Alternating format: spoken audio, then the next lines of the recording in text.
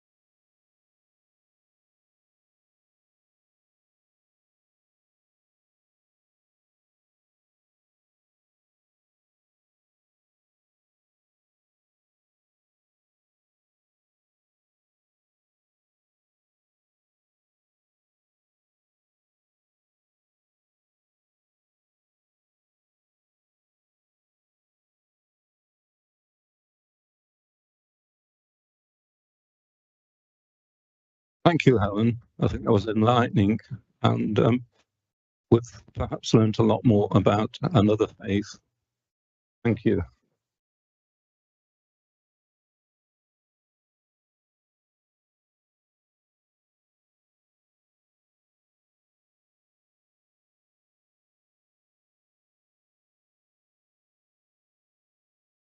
So moving on, item 1, apologies for absence.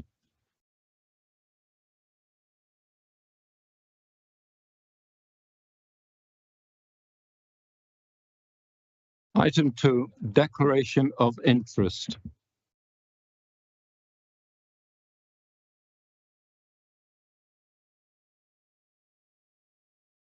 To declare an interest, which is I've received dispensation for with regard to the Labour Group's budget amendments late on in the agenda.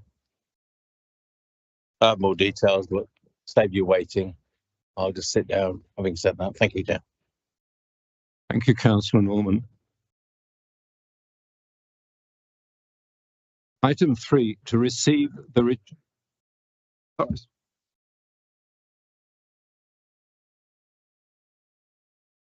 Thank you, Chair. I also wish to declare an interest as a trustee of Citizens Advice, but alongside Councillor Norman, I have been given dispensation. Thank you.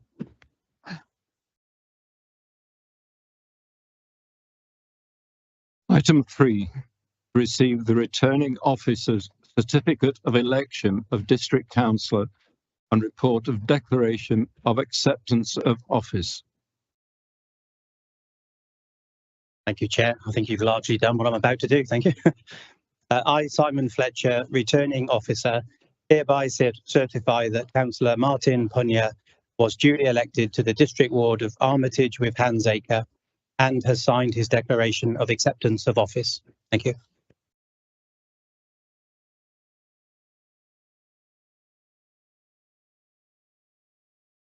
I should personally like to say welcome to Martin Punyer, but I know that Councillor Pullen and I think Councillor Cox would like to say something. So, well, Councillor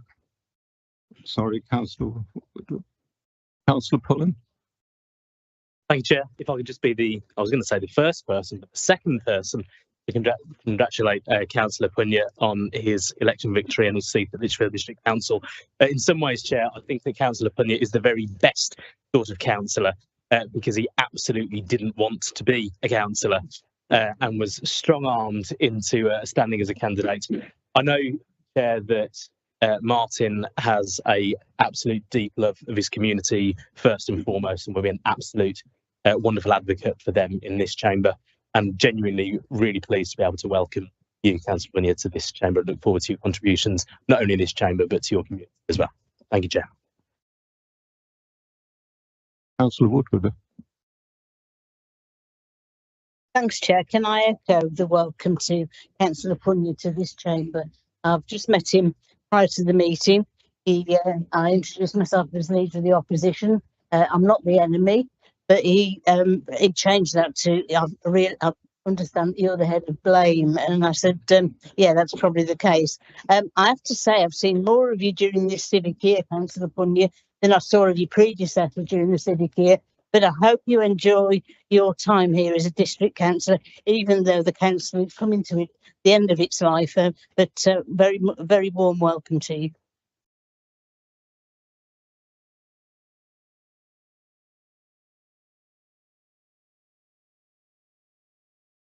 Yes, yeah, thank you, Chair. I just wanted to add to Councillor Punyer, on behalf of our group, a warm welcome to the council. We very much look forward to working with you, and welcome.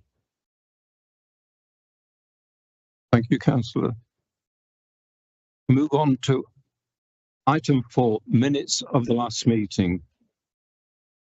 Can I take the minutes of the meeting held on the 9th of December 2025 as a correct record? Councillor Anketel. Oh.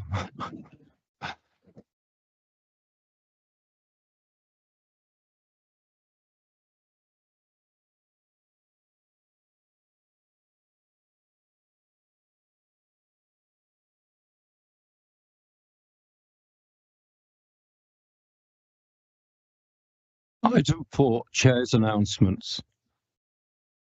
And perhaps I would like to set a precedent here, because I think all the councillors stand to address the council and the chair. And I think in Chair's announcements, I should reciprocate and stand to address you. And I just feel more comfortable doing that. Usually, there is only one item in Chair's announcements, but tonight there is more than one announcement.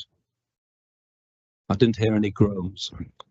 The first is the list of events that I and my vice chair have attended, and you will all have seen that in the agenda, so I will say no more. Next, I have to report that this morning in the garden at the council building, I attended a moving ceremony to commemorate the 4th anniversary of the invasion of Ukraine. It is impossible to comprehend the trials and tribulations of the Ukrainian people. It was pleasing to see other councillors at that ceremony, and I hope that knowing that their struggle is supported does give some support to the Ukrainian community. And then, without being asked, I'm going to give way and ask Councillor Richard Cox to say something, because he was instrumental in setting this up. Or do you not wish to say anything now, Councillor? Would I not wish to say something? Other than what you've already said, and also what Councillor Pullen said this morning, I have been at those ceremonies now for the 4th one, and I've attended their Independence Day one in August. Who'd have thought that we would be still standing here thinking of the fact that we are have residents within our district that are refugees from the war-torn areas of Ukraine.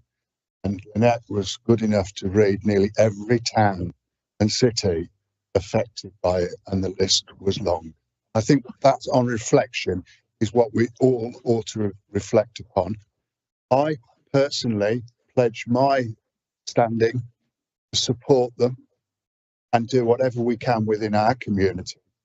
But we do stand with Ukraine and their citizens, and more so those that are here, not by choice, but by having to escape their lives, and we must acknowledge that. So I pledge again, for the 4th time, to still stand by our residents. So, Chairman, thank you for indulging that. Councillor Pullen was absolutely, everything he said this morning was absolutely right. And I just felt that the absence of the fact that this today is that anniversary, and we have a full council. We as a council should be in a position to acknowledge it this evening, and even with a few moments of reflection. But absolutely, I'm sure we'll all do that. But thank you very much for that indulgence. Thank you, Chair.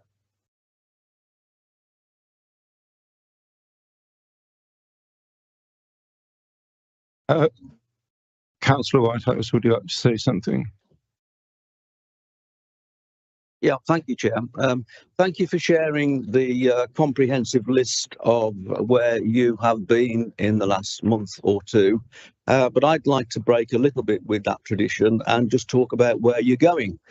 And I believe on Saturday you are attending Lichfield Garrick and actually performing on stage. And the purpose of that is to raise money for your chosen charity, which is Liberty Jamboree. And I think there's a few tickets left, and you'd love councillors here to consider going.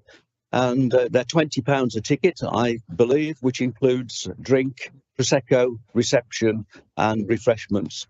It starts at 2 p.m. if anyone wishes to go. And I can certainly testify that from the Christmas party, if that is anything to go by, when I saw Keith on the karaoke machine, you've got fun and games in hand if you'd like to support him. So thank you very much, Chair. Thank you so much for that endorsement. In fact, well, my next announcement requires a bit of an explanation.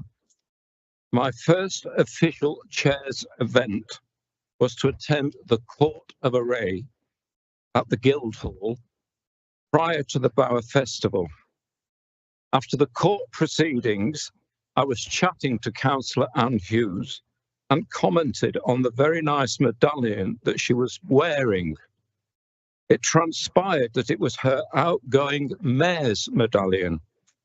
I commented that I would like to have presented her with an outgoing chair's medallion, to which her reply was she would have liked me to present her with that medal. As Councillor Pullen is always telling me, probably tongue-in-cheek, and I never know if he's winding me up, saying, "You're the chair, sort it." So I decided I would sort it. Thus, Councillor Hughes, I would like you to come forward so I can, with great pleasure, present you with your outgoing chair's medallion.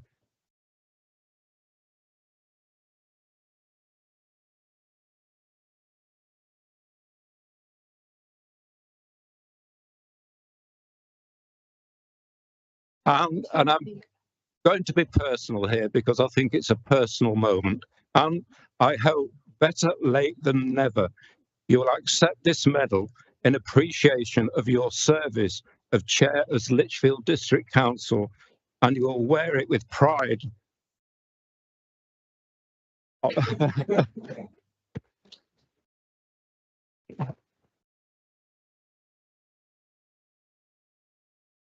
The fourth and final announcement is Councillor Whitehouse has sort of already preempted what I was going to say.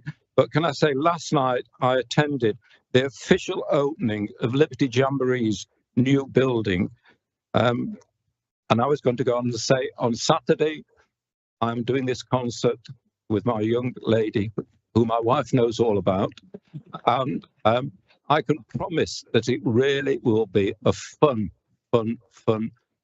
afternoon. So please do come and support Liberty Jamboree. I would say you're not supporting me, you're supporting Liberty Jamboree, which is an amazing charity.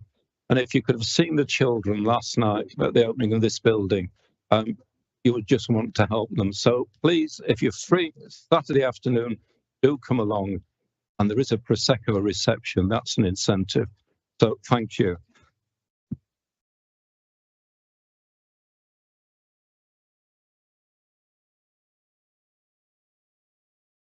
Yeah. Item 5, Chair's announcements. Sorry? You just completed those, Chair. It's on to the report of the lead. You've done. Oh, sorry. So, listen, tonight was going to work so well, and that's the first deliberate mistake. Item 6, report of the Leader of the Council on Cabinet decisions. Thank you, Chair. It gives me great pleasure to move this decisions from the Cabinet meeting on the 10th of February and also Cabinet member decisions as well. I will take them item by item. So starting off with Cabinet on the 10th of February 2026. Number 1, Money Matters 2025-2026 financial monitoring.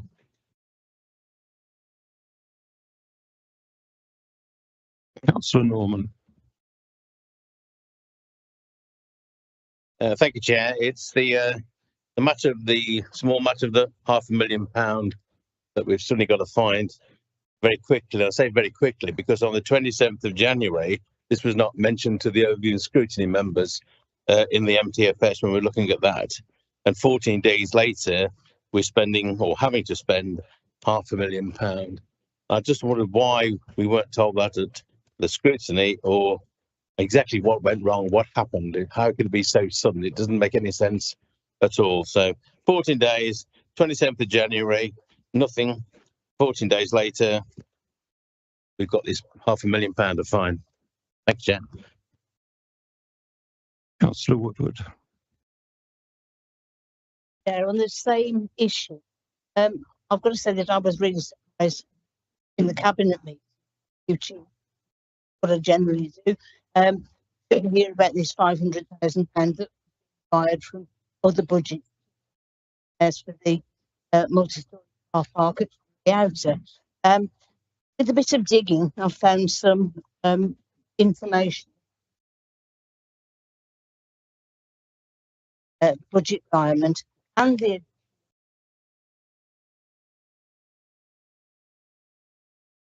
FS. As part of this, it says the Friary House car park is in need of some immediate maintenance. It prevented deterioration of steelwork across the good. Whilst these maintenance issues have been noted over the past few years, no intervention has taken place, meaning that the requirements for maintenance have grown. The car park was opened up in 2013, and this issue about maintenance still was known for the past years. So I'd like the leader to, when he was first made aware of it and why the budget has now grown to £250 million.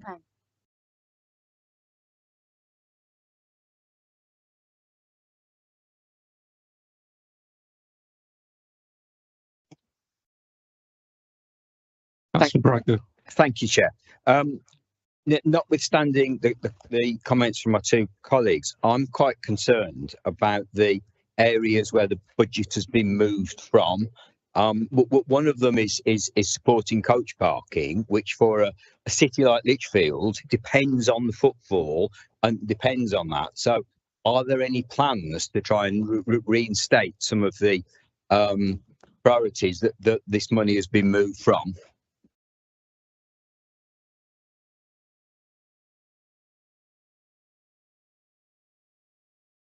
Thank you, and I'll attempt to deal with all those in one response if possible, because they all relate to the same item.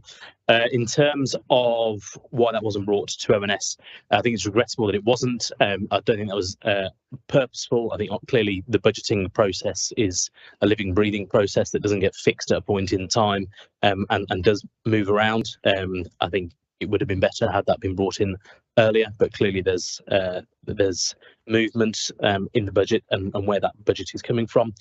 In terms of the question around when I first knew, certainly in the last few weeks, not in the past few years, and I can dig out the exact communication that I had and share that with Councillor Woodward, but I certainly have not known about that issue for several years, certainly only in the last weeks, months at very maximum, but I'll find out a definite date and share that with Councillor Woodward. And in terms of the budget pots that those are being moved from, clearly the remedial works or the preventative work that needs doing for the car park is of high importance for us. The coach parking is really important as well, long term. Obviously, we absolutely are looking at how we deal with coach parking, and I know there's a question later on in the agenda around that. But there's a question about how we deal with coach parking whilst it's being currently blended with the bus station. Clearly, they don't need to be in the same location, but absolutely important that we do have places for coaches to park around the city. We absolutely thrive on tourism and would be certainly cutting off a nose to spite our face if we didn't take care of that long term, and it is something we're actively investigating. Councillor Ball. Thank you, Chair. Following up on what Councillor Pullins just said, I'd like to ask, because clearly from what Councillor Woodward pointed out, this has been known about somewhere for the past few years. So who in his cabinet or on his backbench knew about it for the past few years and did nothing about it? Thank you, Councillor Ball. I don't have the benefit of having read the document that Councillor Woodward refers to, so I'll take a look at that, find out and get back to you in writing. I wouldn't want to mislead you this evening. Thank you.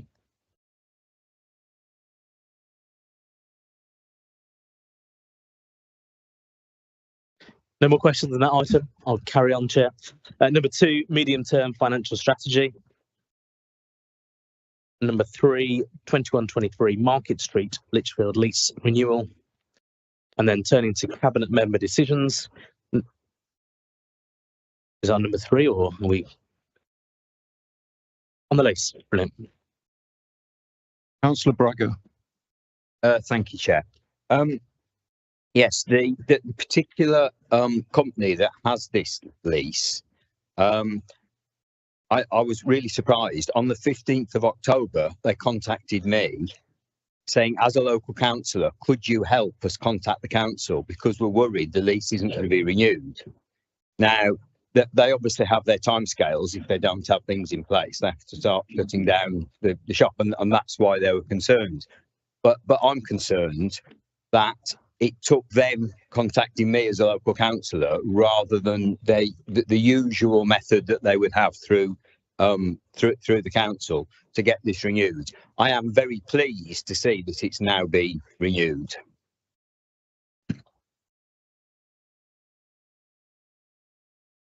Councillor Pullen. I'm unaware of the detail of that, Councillor Bragger. Part of me is dubious as to whether that was the instigator for the lease renewal. We've had long dealings with the tenant there, obviously through the CBA and through a number of other areas. We've been working with them for a long time.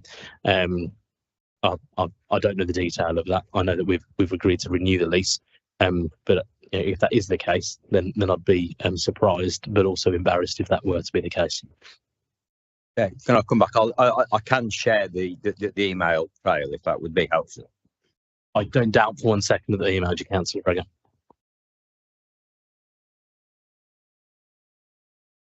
Councillor Pullen. Thank you. Moving on to Cabinet Member decisions. Number 4, appointment of LWM Traded Services Limited Director.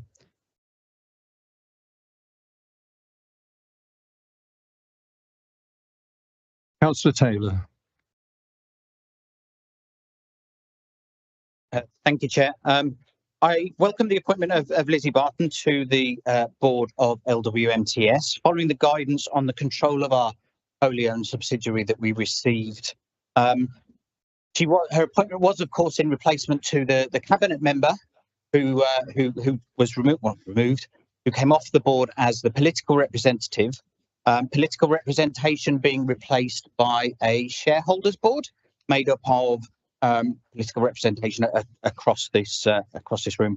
I understand this board have met once so far, but I'm not sure we've ever had it made clear to us how that board feeds into the decision made by the board of directors, and specifically how any recommendations from this or any other advisory group are captured and either accepted or rejected by the board.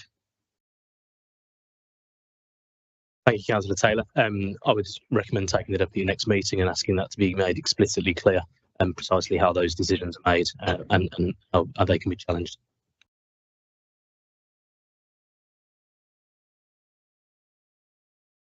Number 5, purchase of social rented housing to support vulnerable households. Number 6, Grove Farm Habitat Bank Cabinet Member decision.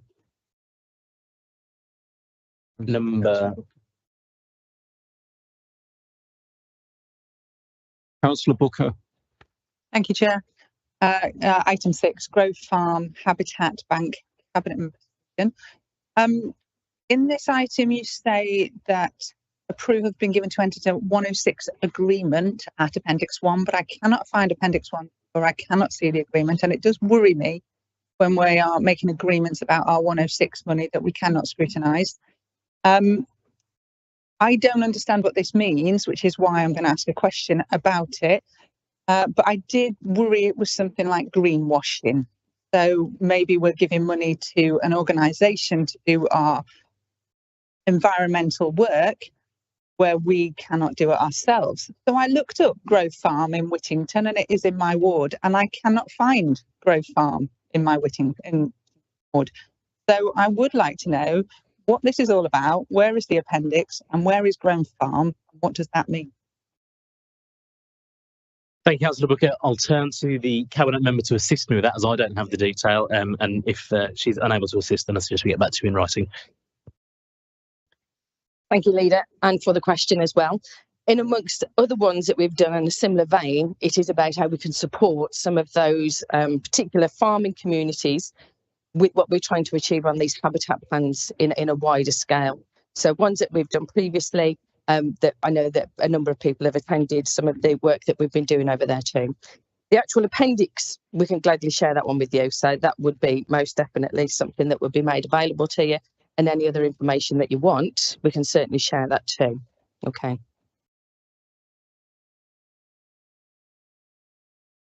I'm sorry, just the final part of the question. Where is Grove Farm? Because I've looked up and I can't find it.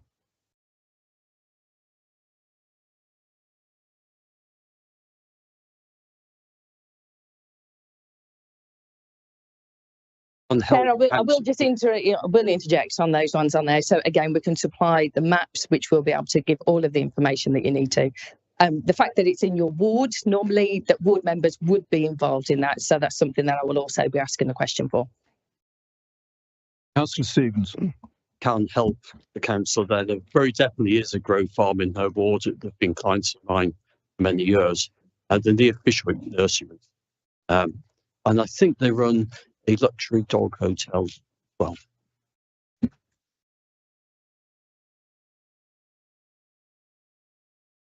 Councillor Braga. Sorry, can I just confirm you said they are clients of yours and we've entered an agreement with them? Just confirm that, please. I said in the past, I am actually retired. Right. Yeah. Number 7, 36 Boar Street, Lichfield, new letting. Number 8, 40 Boar Street, Lichfield lease, renewal. Chair, that concludes my report. Thank you very much. Thank you, Councillor Pullen. I will now get this in the right order. We move on to item 7, minutes of the Overview and Scrutiny Committee. Can I call on Councillor Norman? Thank you, Chair. I move that the proceedings of the, I move that the proceedings of the meeting held on the 27th of January 2026 be received. Do we have a seconder? Thank you. Yes, Chair. I'll second the minutes.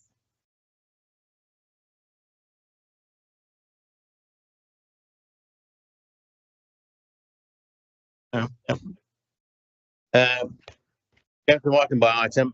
Present, and then 36 apologies for absence, 37 declarations of interest, 38 minutes of the previous meeting, 39 health matters, mainly from the reports from the Health and Care and Overview and Scrutiny Committee at the county that I attend.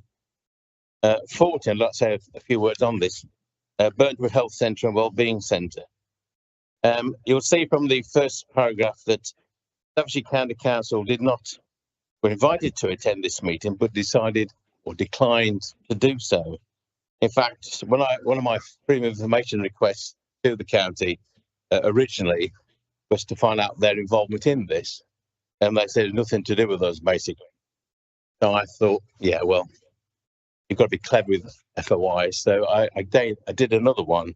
This time, anybody's, including Entrust, and of course, then they came back saying, yes, Entrust was doing it, which is part of the county council, and they're heavily involved in this, of course.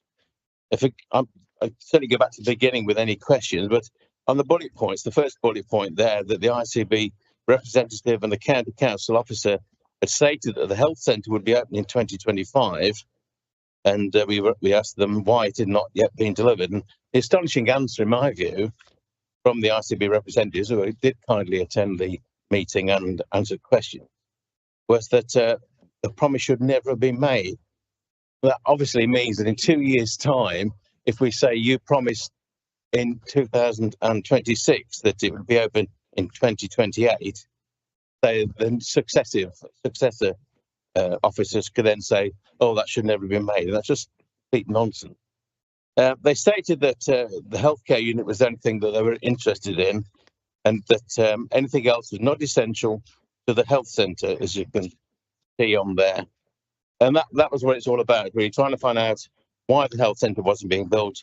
And the reason clearly was the county council want to build more. Now, this has been going on since 2008, so I'm not blaming any recent county council, but clearly it's ridiculous that in 2008 you say yes to 2 health centres in Burntwood, and you've got one all that time. I just wanted to say that. I appreciate there's some questions. Yeah, thank you. Could I call on Councillor Ennis, who had a question?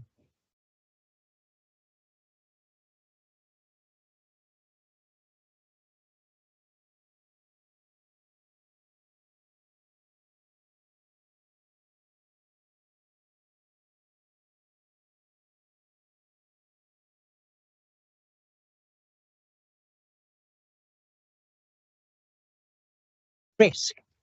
Lichfield District Council has committed community infrastructure levy into funding. Is it? Yeah. Okay. Well, is it Steve? Yeah, no, it's on here. That's all right, no worries. I've got on that, thank you.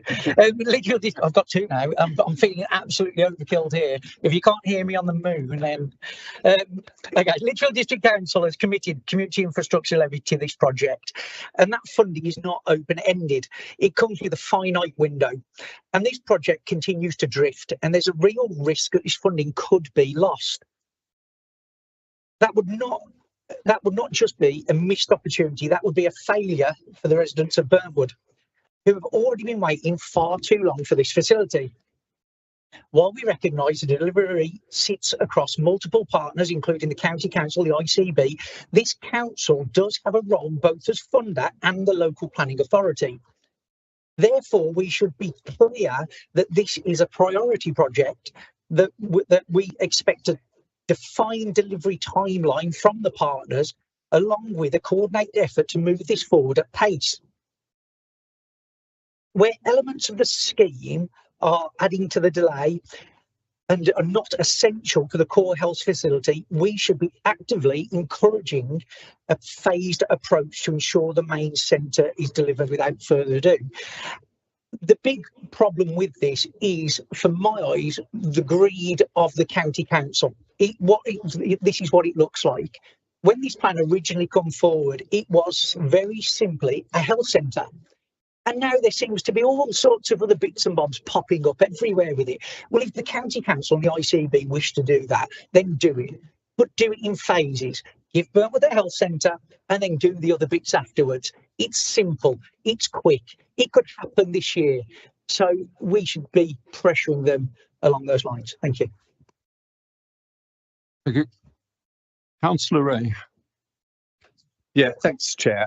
I just wanted to add my words because I'm on the ONS, and this part of the meeting was thoroughly exasperating, to be honest. As Councillor Norman said, the county councils didn't attend, and the ICB representatives who attended were unimpressive. We've got a project here which has been in train for 18 years. We've got, as Councillor Ennis has said, you've got the District Council providing £1.5 million of SIL money.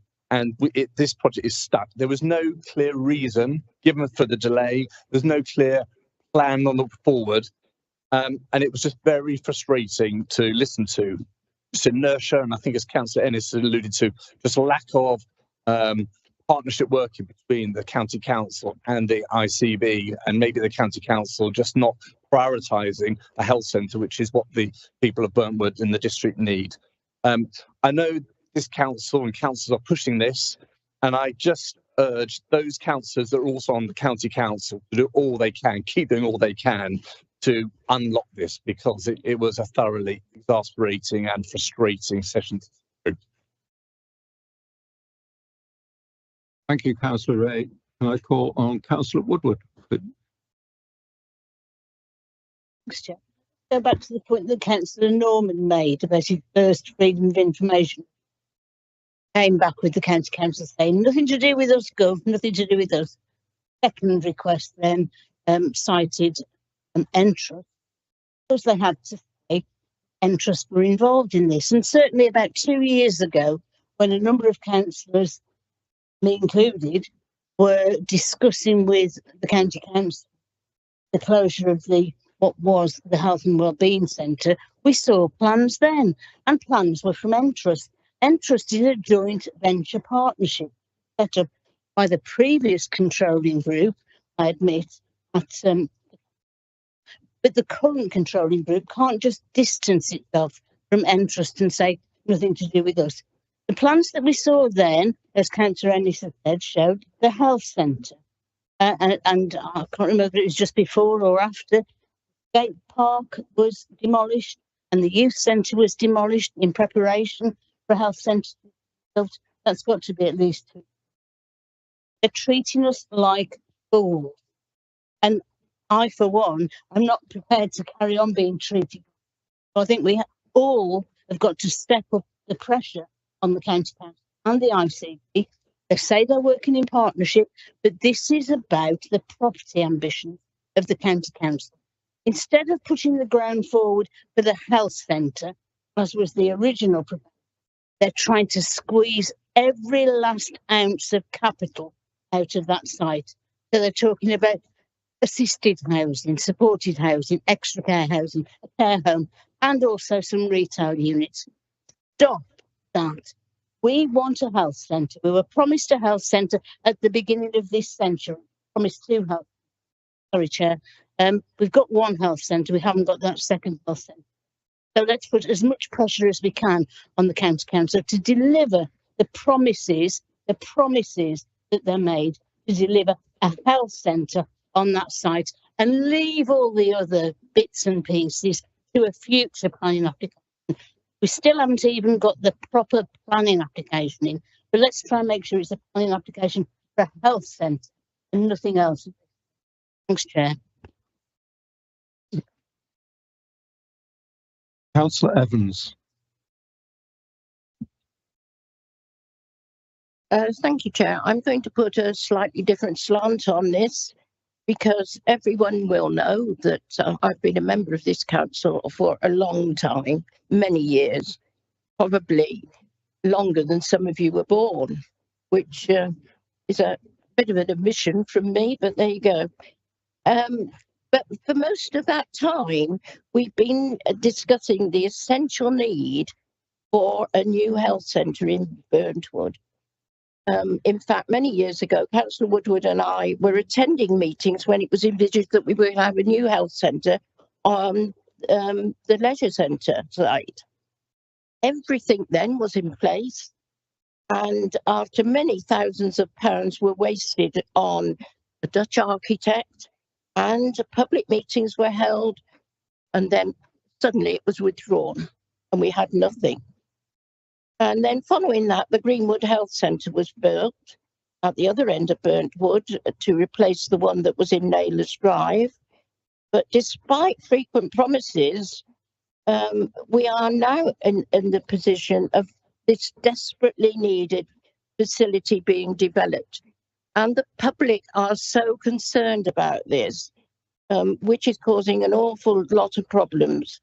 We need this, as Councillor Woodward has just said. Forget the other things that may be on that land. What we need now is the health centre. And the fact that this has gone on for far too long, the people of Burntwood are fed up with the promises that they have been given, but nothing has happened. And this is a necessity.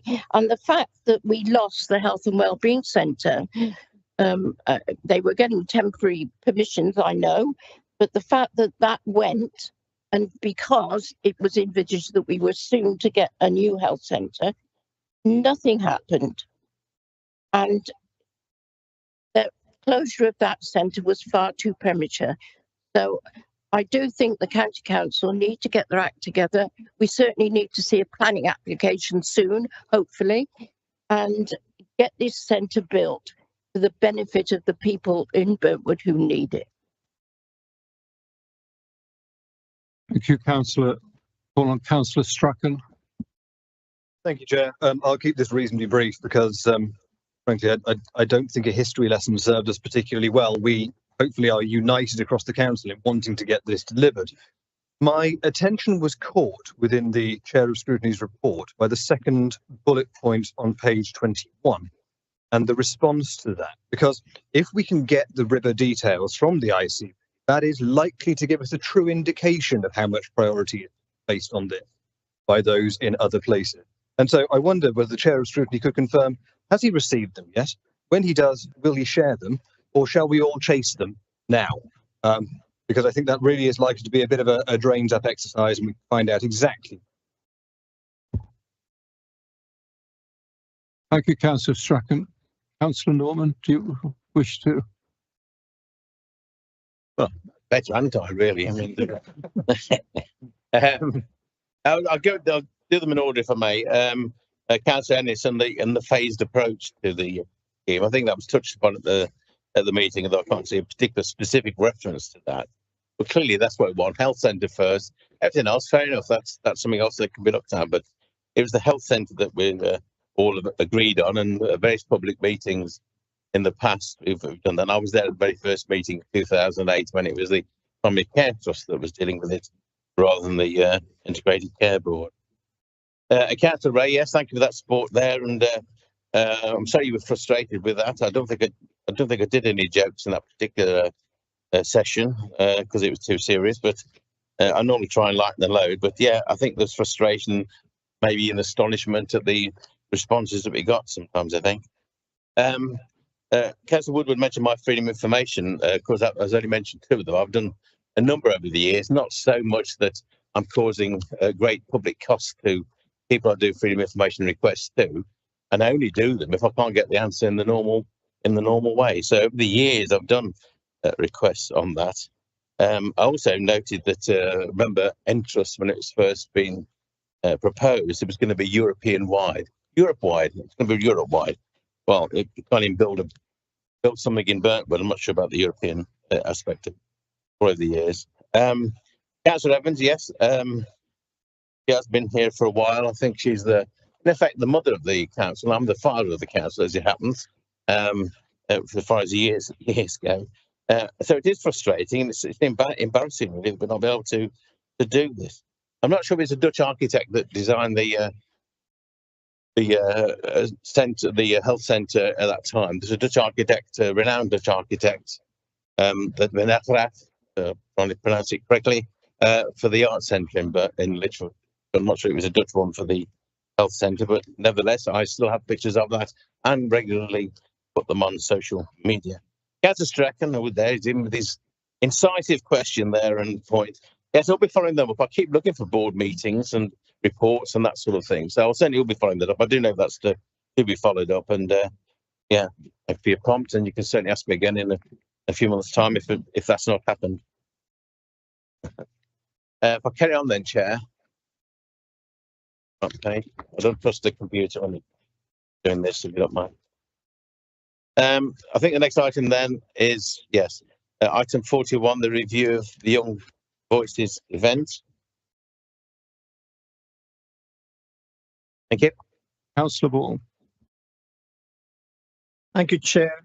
The 4th paragraph in item 41, the review of the Young Voices event, sets out a number of positive things that the council is going to do to try and engage with young people.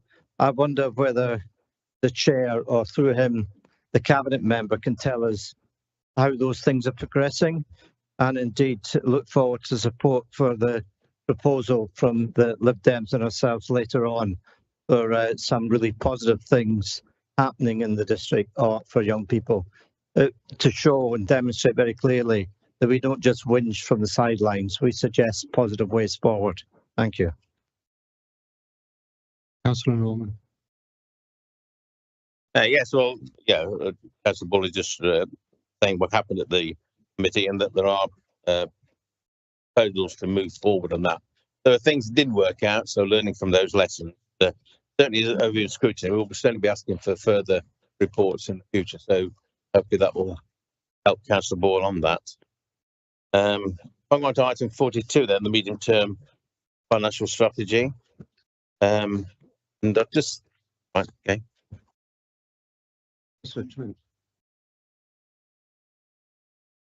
Councillor Trent. Thank you, Chair. It was on item 41, actually, the Young Voices event. It does say in the minute that members were supportive, and particularly stressed that continued youth engagement was important, and that the Young Voices event, although it had its issues, was worthwhile. It doesn't confirm whether there's any plan to run that event again in the future. So I wondered if there was any clarity on that. Thank you, Chair. Councillor Booker. Thank you, Chair. Mine was regarding the next item, you want me to ask the question now, or that was the previous question? Previous item. You had your hand up, sorry. Okay. So this is with regards to item 42 now. I'm going to bullet point 3 of page 23.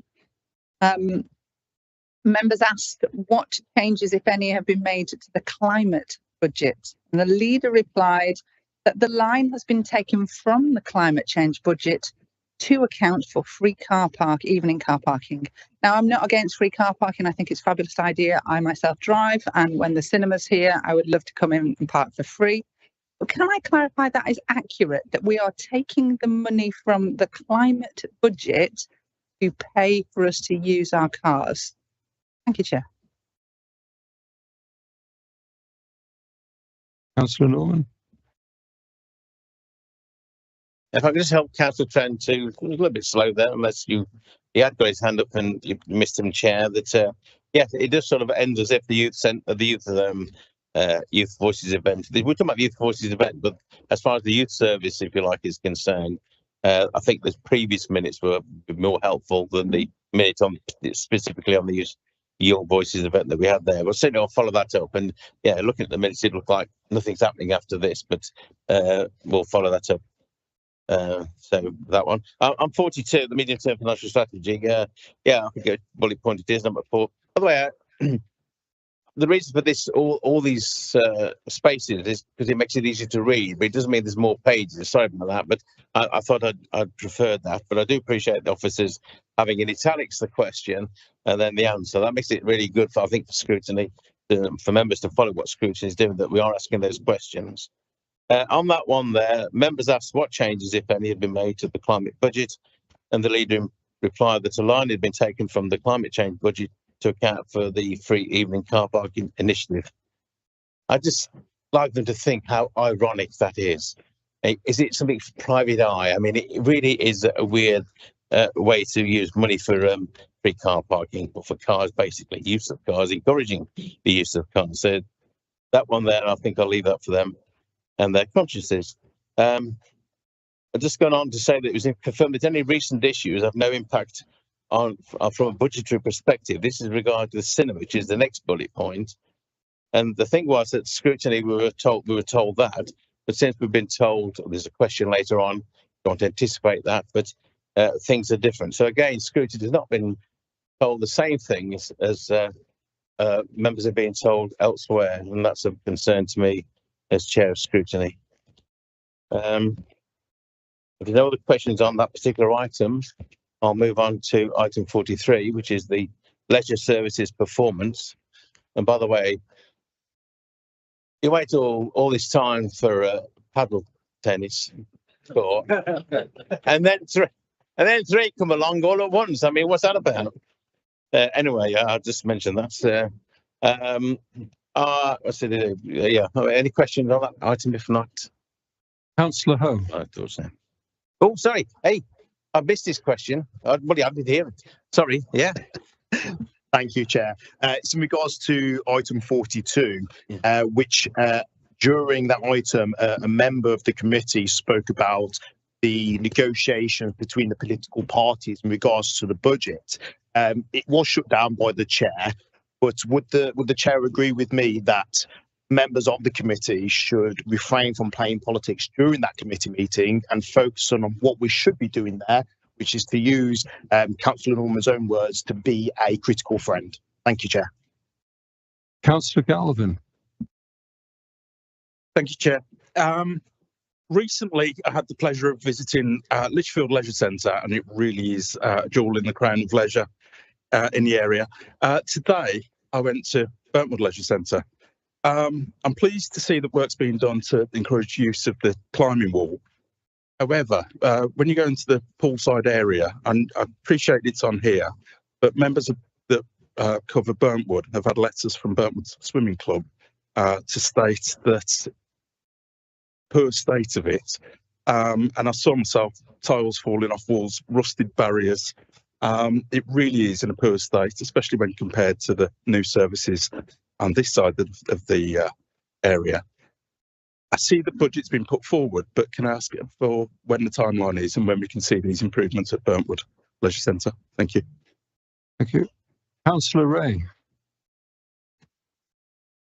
Yes, on the leisure centre item, I want to speak positively compared to the Burntwood Health Centre item, because this was a really positive item with some great news. I and many others on this council have campaigned over many years for this leisure centre, so absolutely delighted that this is now opening. It's a great facility for our council, for our community. I remind everyone, we know the history. The Conservative group never had any plans for this leisure centre. This was a leisure centre that was built on the back of a community campaign that got the controlling group, the Conservatives at the time, to change their mind. But I do want to just remind the council of that, and also to congratulate all those involved in bringing this project to fruition. It is a great facility for our community. Councillor Ray.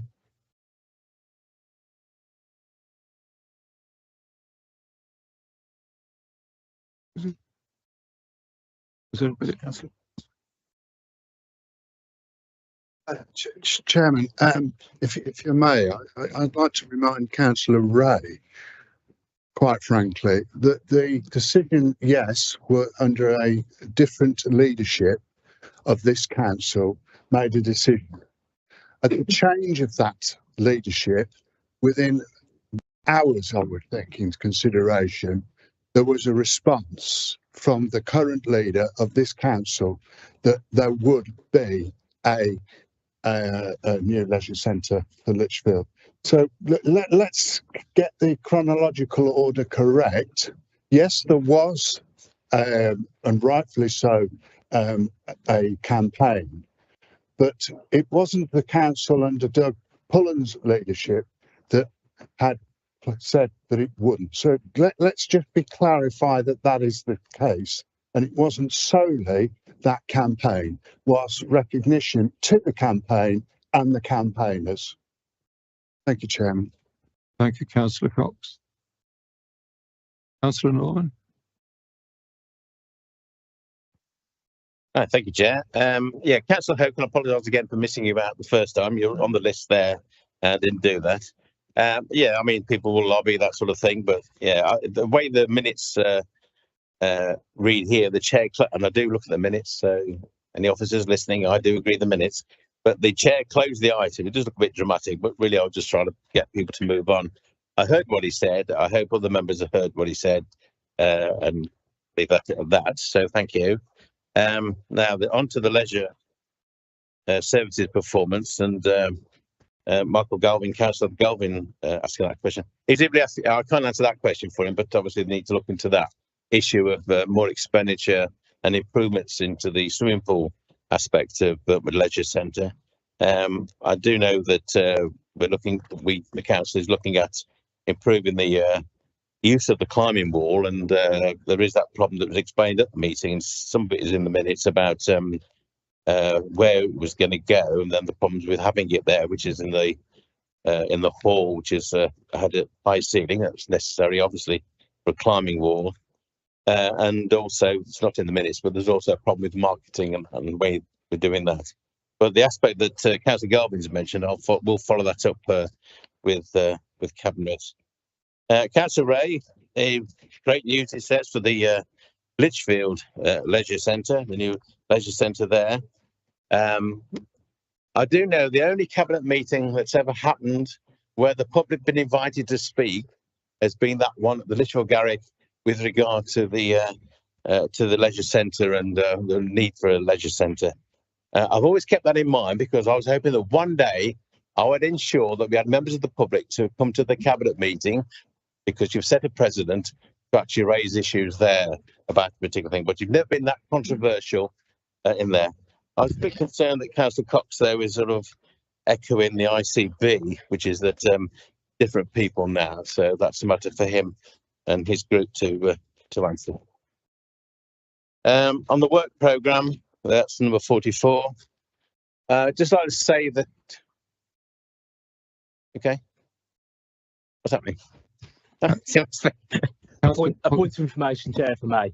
And without wishing to embarrass my cabinet colleague, Councillor Cox, but I wouldn't want the record to mislead the council. The decision to close Friary Grange was while I was leader of Lichfield District Council. It was made within the first few weeks of my leadership.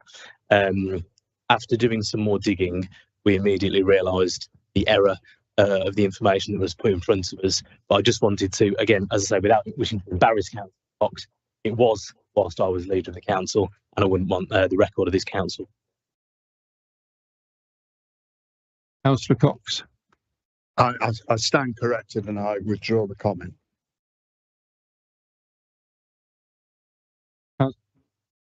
Councillor Norman. Yes, it's the work programme is the last item on the agenda, and I'll sit down. Thank you, Chair. And I'm not making a political point, I should stress. My concern is about the empty homes policy. We've been told many, many times over the past few years that this is coming back. The Chair has kindly suggested this be added to the next agenda meeting.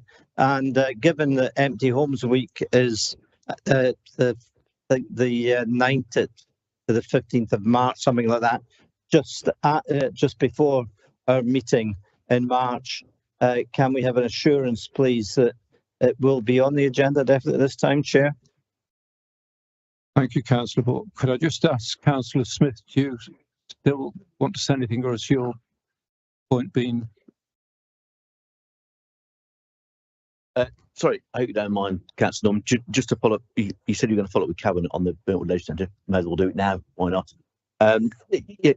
Councillor Galvin, yeah, completely agree with your comments, obviously, about the Lichfield Leisure Centre. Brilliant. In terms of the Burntwood one, I agree with those two as it happens. And there is a project underway that's about to start imminently to redo all the website changing of the Burntwood Leisure Centre and look at the other issues that you talked about. So I'll make sure that they're fed into the pot as well. So thank you for that info. Councillor Woodward. Thank you, Chair. I may have said this at a previous council, but the Local Government Association is providing lots of very good training, webinars and weekends and so on local government, reorganisation, which I would commend to members here. But we need to get some sort of scrutiny panel up and running as soon as possible before the whole scheme runs away with us all. And I hope that there will be some movements very soon on looking at this across the council. Yeah. Thank you, Councillor Woodward. Councillor Norman.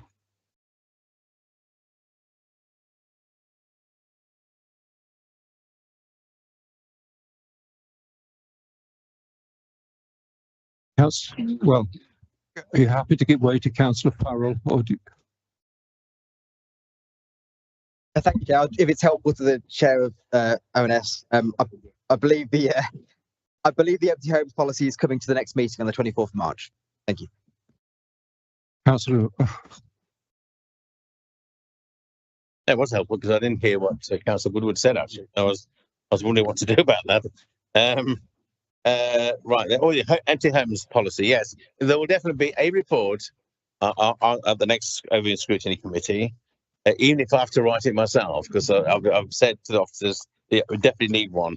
But we need a review of it. We want to know how successful it's been, and I don't think it's been very successful looking at the data that's supplied by the national empty homes organisations and that.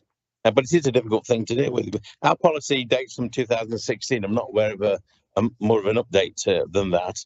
But I've looked at Rugby and Stoke-on-Trent, but they seem to have good policies there that seem to be more successful in the West Midlands than others. And so there's various things that I'd like to certainly bring to the Scrutiny Committee, but hopefully with the help of officers on this. Because say we can look at, even if it's not going to be a new policy, how is this current policy working, and how we can make it better? I think that's a reasonable thing to ask.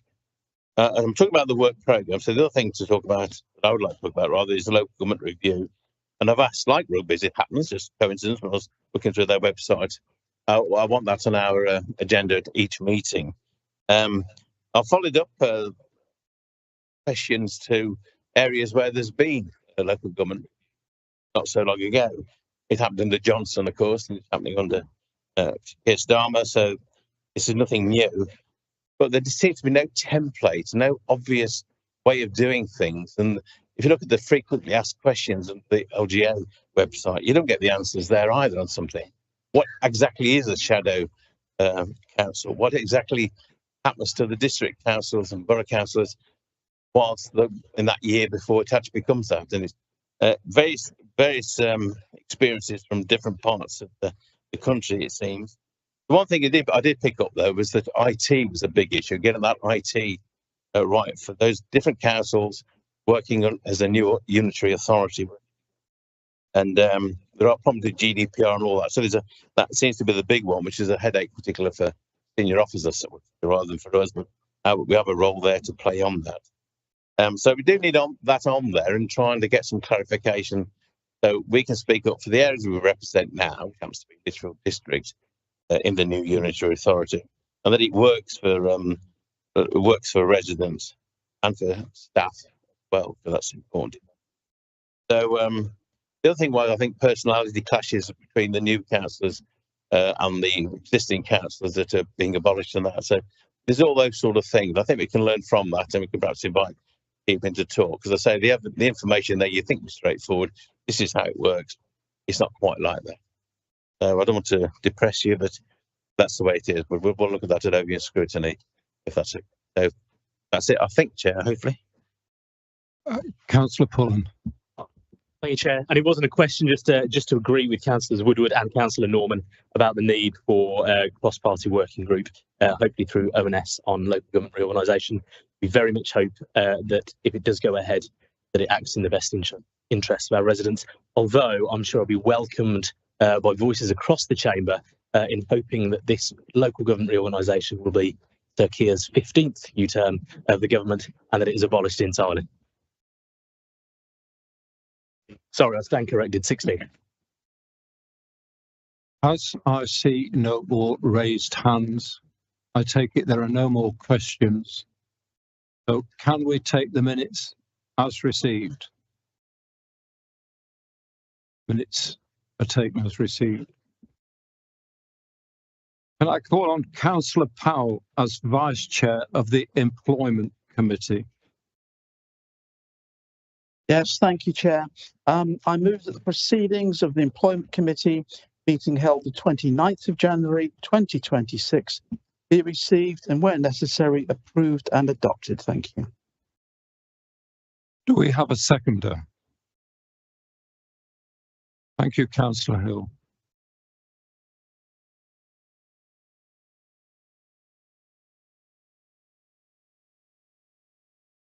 I'll take the minutes by minute. So, number 9, 10, 11, 12, 13. So Benny, is it? Yeah. Councillor Benny.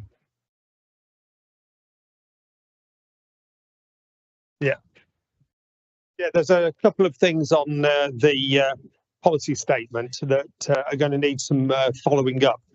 I think we were all concerned that with the bonuses, there was no bonuses given this last year in the lower pay grades, which was a real curiosity. And clearly the officers concerned were also concerned about this. But really couldn't really explain it. So I think this is something we're going to have to look at going forward. In that, well, I mean, we did ask that they check out that the criteria are fair down the pay grades. The other thing is a little bit more positive, well, a lot more positive. And a further bullet point is that so far we're seeing no change in the turnover of staff, despite the oncoming local government reorganisation, which is good news. And I think we should thank the staff for sticking with us while we go through this rather uncertain period. But it was were told by the officers concerned that we could expect that situation to change as we get closer to reorganisation. And again, we are going to need to continue to monitor these two issues as we go forward. Thank you. Thank you, Councillor Bennion. Councillor Powell, do you wish to respond? Yes, thank you, Chairman. Yes, we note a bit about the bonuses. We'll get the officers to give you a written reply to that, Councillor Bennion. And yes, I agree with you. It is good news about our staff actually seem very happy to be here, and long may that continue. Thank you. Councillor Bragger. Thank you, Chair. I just wanted to echo the point about the bonuses. I remember when I was on the employment committee, it was discussed then. So it isn't a new thing. It's something that's happening year on year. So I would urge that that is looked at quite urgently.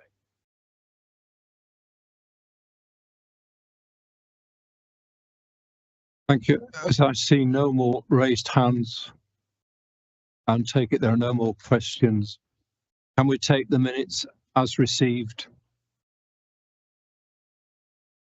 The minutes are received.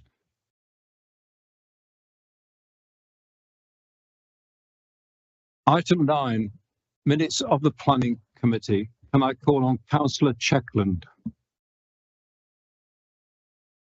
Thank you, Chair. I move that the minutes of the Planning Committee meetings held on the 24th of November 2025, the 12th of January 2026, and the 2nd of February 2026 be received and where necessarily approved and adopted with one small amendment, and that is on page 36 in the minutes recorded on the 2nd of February. It should read Friends of Lichfield Historic Parks. Councillor Ashton has requested that this be corrected as a more accurate record. Do we have a seconder? Councillor Ashton? I so second. I'll take the minutes by meeting and by page number. So 24th of November 2025. Councillor Bourne. Thank you, Chair. I raised this point at our last meeting. I apologise having to raise it again. But on both the 24th of November and on the 2nd of February, there are councillors declaring an interest because they're the ward member. And Councillor Cox agreed with me last time that that didn't seem appropriate. So I wonder if we could give some training to councillors to make sure that they're not simply declaring interest solely on the basis of being a ward councillor, because they're representing the whole district in the role, in the quasi-judicial role as members of the planning committee.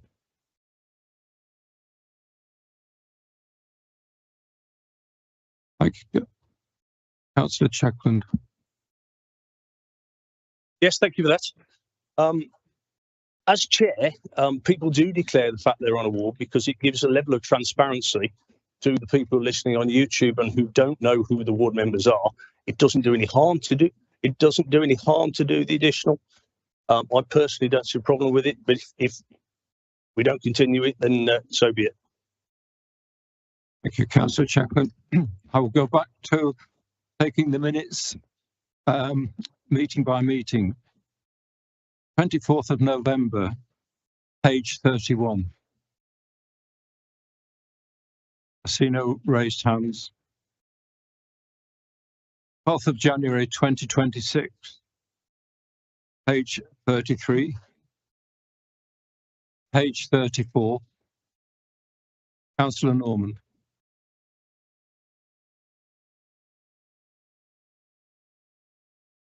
Thank you. On the public speaking times, it's just that it's taken over 2 years for the report from Overview and Scrutiny. It looks at this in detail to actually come to the planning committee. I don't quite know why it's taken that long. There was a briefing paper on planning protocols on the 19th of December 2023 that which we looked at scrutiny.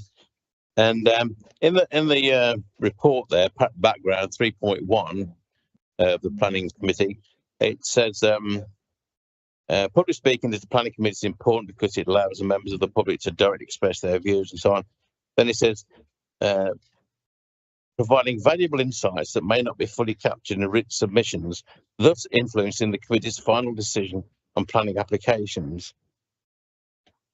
Basically, you're saying that it's an emotional thing that you might get a different vote at the planning committee from that which you've looked at in the report. So now, if I want to change the mind of a planning committee or any members, I'd actually email all those members and give my reasons, my planning reasons for that. I've done that in the past and had things completely changed. But it's the idea that you can just be there and speak and then suddenly think, oh yeah, oh, I didn't realise that, I'm going to vote the other way. I mean, that can cost this council money. So I think it's a very odd way of putting it in the report. There's a shame that the overview scrutiny report wasn't included with the planning committee report on speaking times.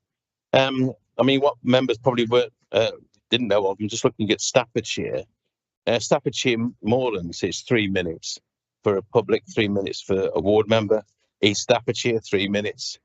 The public, 3 minutes for the ward member. In South Staffordshire, it's 3 or 5 minutes. In Stafford, it's 3 minutes and 3 minutes. In Newcastle under Lyme, who we know wants to be unitary authority all on its own, they allow 5 minutes. And in Birmingham City, for example, that's 3 minutes and 3 minutes. Totally, the only outlier is Cannock Chase, where they do 10 minutes and 10 minutes, and good luck with that one. But I'm just concerned that, okay, as a ward member, you want to speak to say, but the reality is you've got the like a magistrate can't just make these views. You've got the planning rules as they are. The ward member should be allowed to speak, but the idea that you could change anything by speaking for 5 minutes or 10 minutes is a bit concerning for the officers who've got to defend that decision at a later appeal. So it's not a question that I'm really asking you may want to comment, the chair to comment on, but I just wanted to make those points known. Why it's taken 2 years to come to the planning committee, and then when it gets there, it doesn't have all the information that members might have benefited from. And that's what I wanted to say. Thank you, Chair. Councillor Ashton. I'd like to reply to Councillor Norman. Quite often, when you hear from residents, we hear a different story, the one that's presented to us by Officer Court. It is then our duty as members of the committee to consider the evidence provided on both sides. And if there's constitutional planning for acceptance of refusal, then we take that into account. It's emotional. Quite often, presentation or alleged facts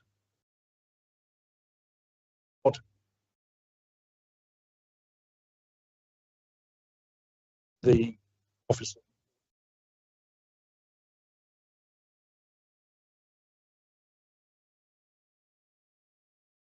Councillor Checkland. Thank you. It is one of the few meetings in planning where the public get an opportunity to express themselves in applications.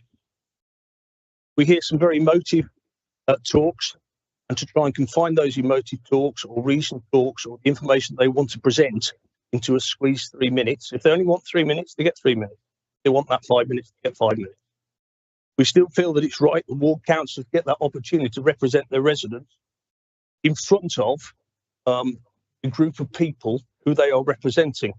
One of the few opportunities to get to interact together.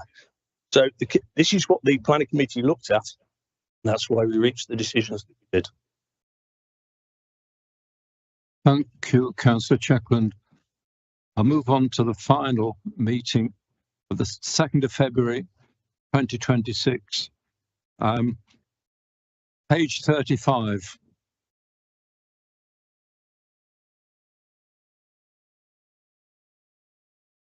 So I see no raised hands. So can we take the minutes as received and adopted? Thank you. Moving on to item 10, minutes of the audit committee. Can I call on Councillor Powell? Yes, thank you, Chair. I move that the proceedings of the Audit Committee meeting held on the 6th of January 2026 and the 5th of February 2026 be recorded and, where necessary, approved and adopted. Thank you. Do we have a seconder? Thank you, Chair. I'm happy to second both of those. Thank you, Councillor Chuckle. I'll take the minutes by item number and again by meeting. So 6th of January 2026, item 94, 95,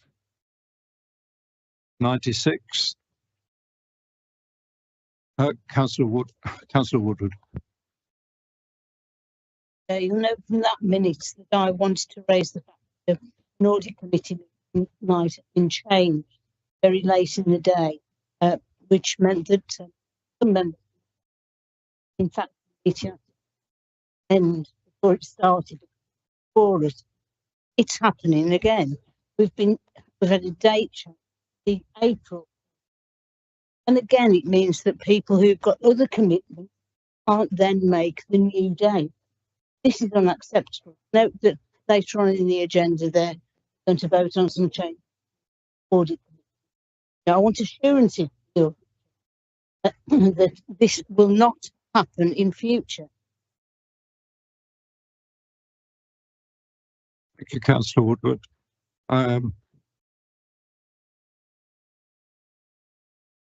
Item 97.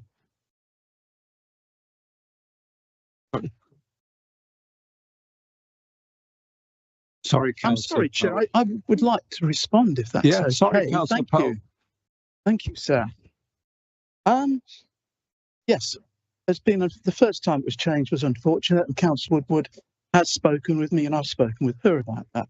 The latest one that's come about was due to what could be foreseen with various people being away and ill, would not have had enough to be correct for that particular night. It's only been moved one night, and I'm terribly sorry that Councillor Woodward can't be there.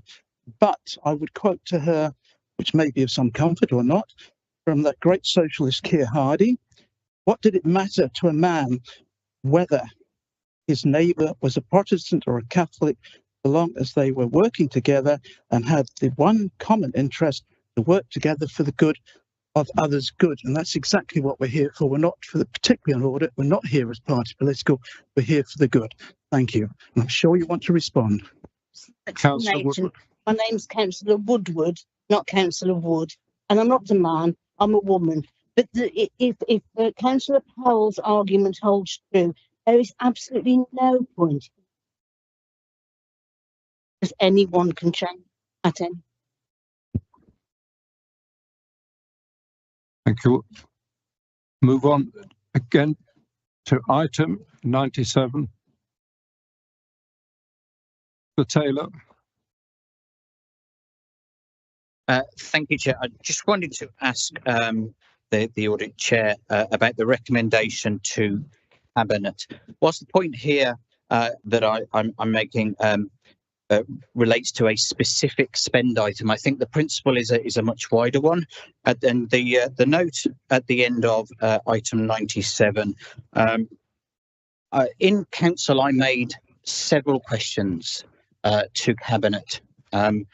And again in audit about the UK Community Hub spend on UK SPF. And I asked about the delays, and I asked whether the entirety of the spend would be spent in Burntwood. And I want to make it clear here that I'm not criticising officers. When we received a full explanation in audit that the spend was delayed because they were exploring some what could have been better opportunities on the property front, then that makes entirely good sense that they would have delayed the spend. When we were told that the entirety of the spend was not spent in Burntwood, in fact, £70,000 of the £250,000 was diverted to another budget line. But it was also explained to us that that was to avoid us losing that £75,000 due to time limits. That £70,000 was moved to another budget and £70,000 was moved from that budget to the to the Burntwood Community Hub. Absolutely what I would want our officers to do to make sure that we could make the most of that available grant funding. But that was not the answers that I was given in council or in audit. And again, I don't criticise those specific answers because I asked some detailed questions and cabinet members don't necessarily have all of those facts to hand at the time. But at no point following those answers was any correction made. And at no point were we told the detail of why the spend was delayed or the fact that 70,000 had to be moved around to make sure that we didn't lose it until it came up in audit. And it only came up in passing. If we hadn't picked that up in questioning during the audit meeting, at no point would that have been highlighted to us. So the committee asked the chair to make a recommendation to cabinet that in the event that answers provided in council turn out not to be entirely accurate, that corrections are made and given to councillors. So I would like to ask the chair whether he's had an opportunity to have a discussion with cabinet or with the leader about that recommendation. Thank you. Thank you. Would you like to respond, Councillor Powell? Yes, thank you. And thank you, Councillor Taylor. No, I've not had the chance to speak with the leader yet. I have asked him if I may have some of his time, and I'm still waiting to actually have this meeting with him. So thank you. Right, moving on. Item 98. Item 99. Item 100. Item 101. Councillor Woodward. Yeah. The skills audit members were disappointed that not all the members of the audit committee had submitted their views on the skills. Can the chairman tell me whether further responses have now been received?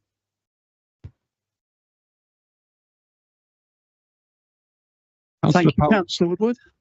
Yes. No, I've not had any further responses. Both the people who were mentioned to me by the officers who had not responded, I've let you know who yours were, and I've contacted ours as well as let our leader know who they were. Thank you. Councillor Marshall. Yes, thank you, Chairman. I stand here guilty as charged. I have not yet filled in my skills sheet, and I should have done. I do apologise. It's something which I shall do within the next few days. So my apologies to you all, but I will do that. Thank you. Thank you, Councillor Marshall. Moving on, item 101. Item 102. Item 103. Item 104. If we move on to the meeting of the 5th of February 2026, item 105, Councillor Taylor. Thank you. This one's a very brief one, I promise.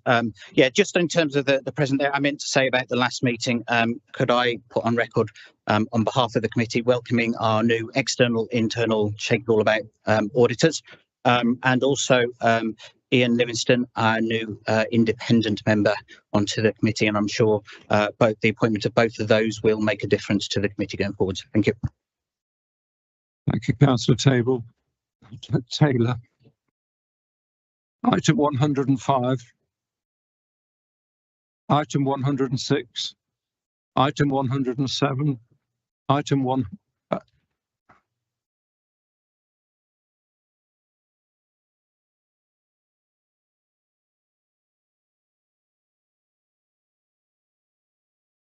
Who was first? Councillor. Okay. Sorry? I think it's Councillor.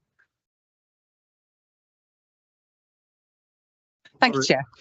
Can I just say, I was at the meeting on the 6th of January, but I couldn't make the one in 6th of January, the one on 5th of February, because it changed dates and it all conflicted and it's straight after Christmas. I literally couldn't do that. So as Councillor Woodward said earlier, it does impact when these dates change significantly, especially the short notice changes. But the one on the 5th of February, we had the independent member, Ian Ingham, present, and he made a massive impact. It was really good to see him there and see that non-political voice that really did add gravitas to that meeting. And I thought it was one of the best meetings that I've been to since being at this council, to be honest. One of the things I noticed, and it came up at item 96 on the 6th of January, this is item 107 on the 5th of February about the non-executive directors. Knowing how much impact he had in that meeting, again, we've been promised an update. Have we had one yet? Thank you. Councillor Trent. Thank you, Chair. My question was about the appointment of the NEDs, so I won't weary the council for repeating. Thank you, Councillor Trent. I think I was up to item 108. Chair, can I have an answer to my question, please, from the... Sorry, my apologies. Councillor Powell. Sorry, yes, I was actually waiting for you to call me, but never mind. Yes, no, is the answer. Just reiterate. Item 108. Item 109. Item 110. Item 111. As I see no more raised hands, can I take the minutes as received and adopted? Minutes are received and adopted.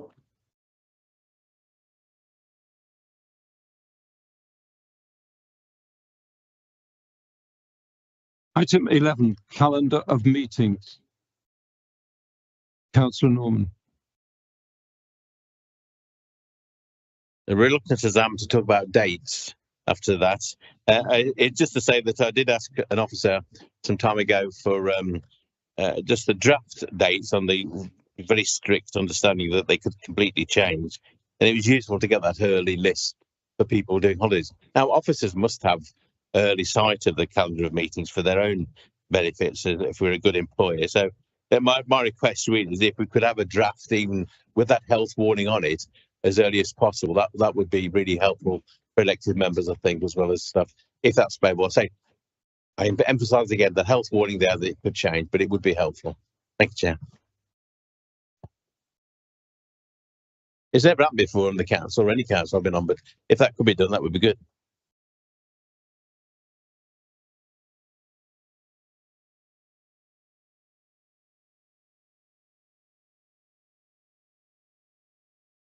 I'll start again.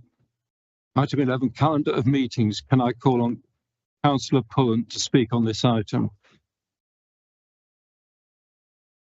Thank you, Chair. You most definitely can. And I hope we are all paying close attention to this very important item on the agenda, our calendar of meetings.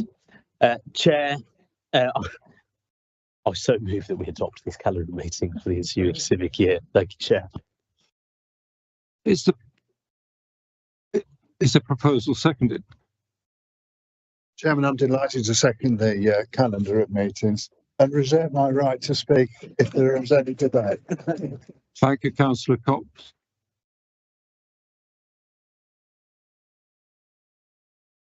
So, Councillor Braga, didn't see your hand. You need to wave so I can see. Thank you, Chair.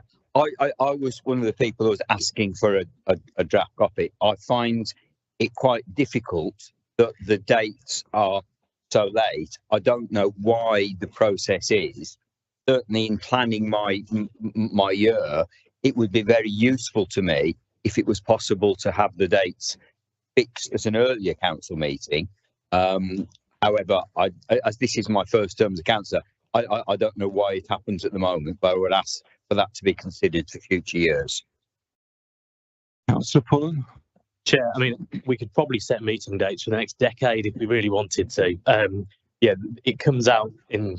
I sometimes don't know what I'm doing in 48 hours' time, let alone in May 2027. But I'm glad that you are very, very organised. I mean, I don't see why we can't bring it forward, but that's just the way that we've done it. I appreciate what you're saying that 5 clear days sometimes isn't sufficient. And just on a wider point, Chair, just because it's been raised this evening, I think we all understand that we all have lives outside of the chamber, and that makes this council stronger, actually, that we do have lives outside of the chamber. That's another reason that I don't like LGR. But sometimes meeting dates do need to move, and people aren't available. I think I'd say to any chair or vice chair, or anyone responsible for moving that, get the buy-in from the committee before moving a date, and at which point I think we do understand that meetings can change and do change, but let's make sure we get the buy-in from the committee before we make that decision. Yeah, I move. Thank you. The reason I've raised this before is that the vice chair of the audit committee hasn't been consulted on a change of date. I'll leave it at that. I know the vice chair has had some health problems, but that's why we have vice chairs if the chair can't make a meeting. Thank you, Councillor Woodward. If there are no more questions, and ask first of all those in favour of this motion. That is carried.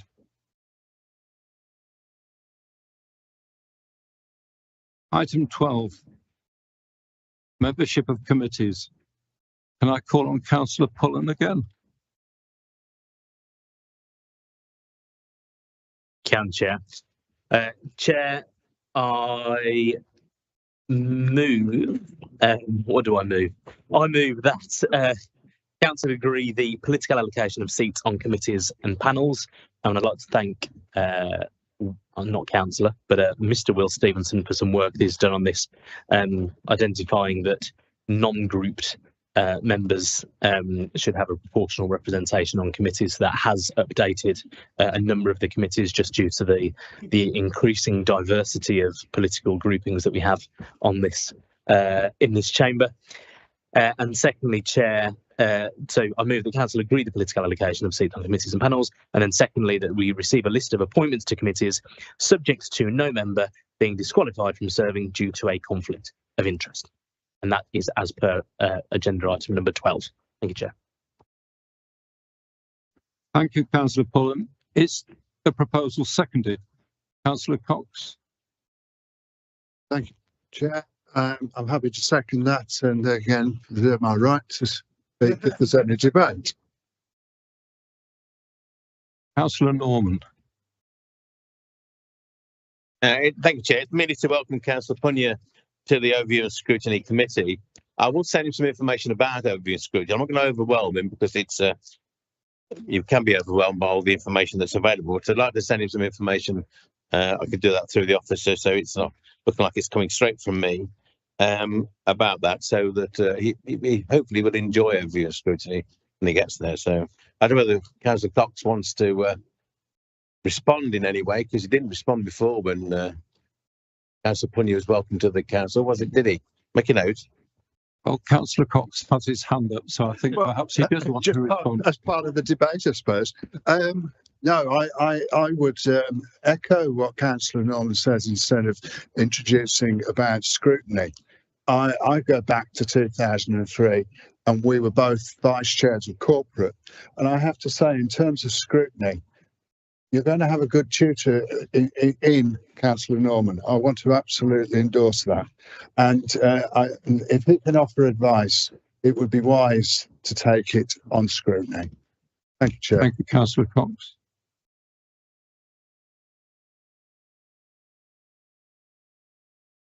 See no more raised hands. Oops. Councillor Woodward. Chair, I'm happy to support the allocation of committee places as presented. But I'd like to move an amendment on the appointment of vice, if I may. I'd like to nominate Councillor as the vice chair of audit. As members know, Councillor Paley was previously chair of the audit committee and was commended for his excellent work as the audit chair. I think the experience that he brought to bear then and the valuable direction that he's given members of the audit committee since makes him a perfect candidate to be vice chair. This is not to say that Councillor Marshall wouldn't be able to do that work, but as Councillor Marshall is vice chair council who's got more than enough on his plate. So I'll move the amendment to the appointment. Thank you, Councillor. Could I just ask Councillor Pullen if you want to respond to that request? Oh, Councillor Ball. Thank you, Chair. I'm very happy to second and will reserve my right to speak just in case.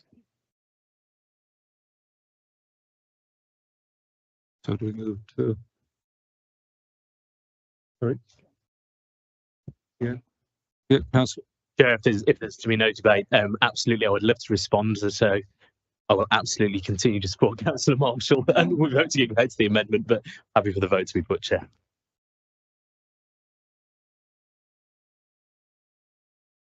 So, Chair, we're voting on the amendment. Yeah. Councillor Ball.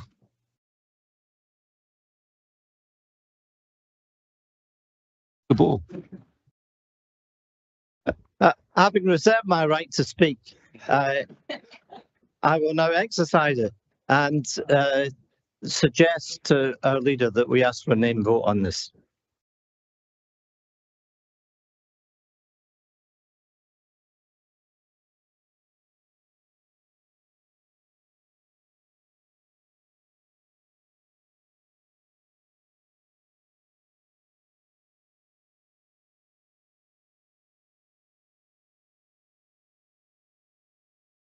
I think I'm right in saying that I can ask for a name vote, so I will ask for that name vote. Yes.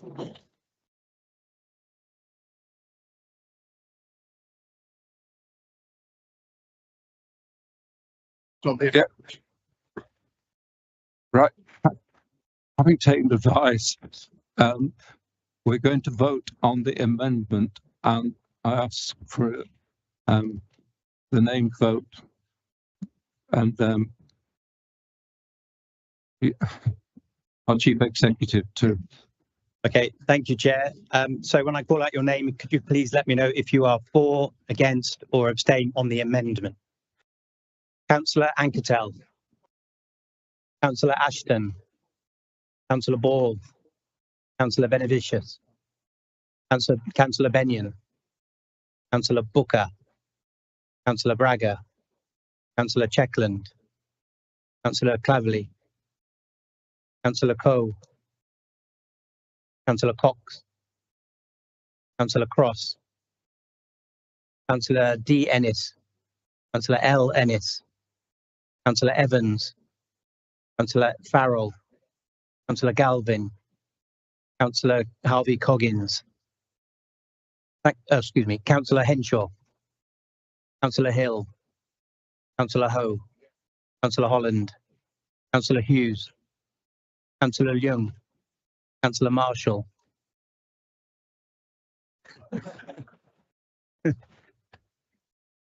You lost my place now, Councillor Marshall, thank you. Okay, carrying on, Councillor Mears, Councillor Norman, Councillor Powell, Councillor Pullen, Councillor Punya, Councillor Ray, Councillor Rushton, Councillor Salter, Councillor Sylvester Hall, Councillor A. Smith, Councillor J. Smith, Councillor Stevenson, Councillor Strachan, Councillor P. Taylor, Councillor S. Taylor, Councillor Trent, Councillor Vernon, Councillor Wallens, Councillor Warfield, Councillor Whitehouse, Councillor Woodward, Councillor Yates. Thank you.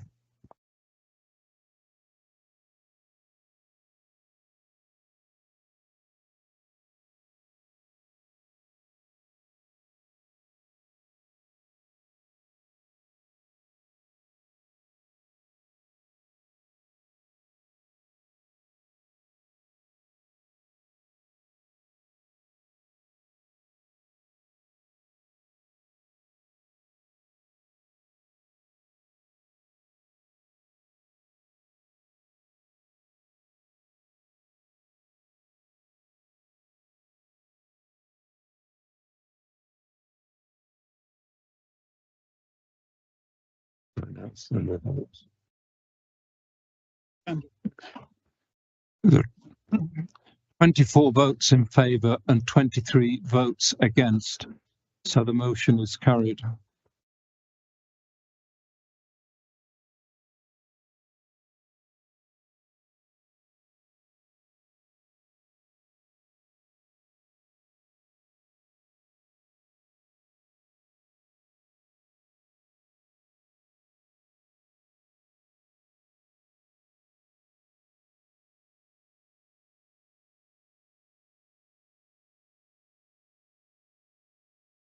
Including the amendment.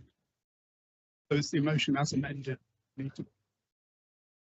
We now have to vote on the motion as amended. So we take that as a name vote.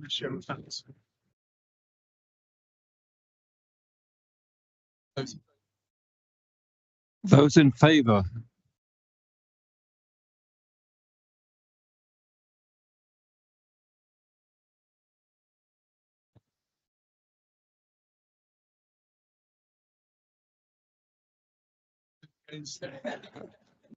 All those against? I think the motion is carried.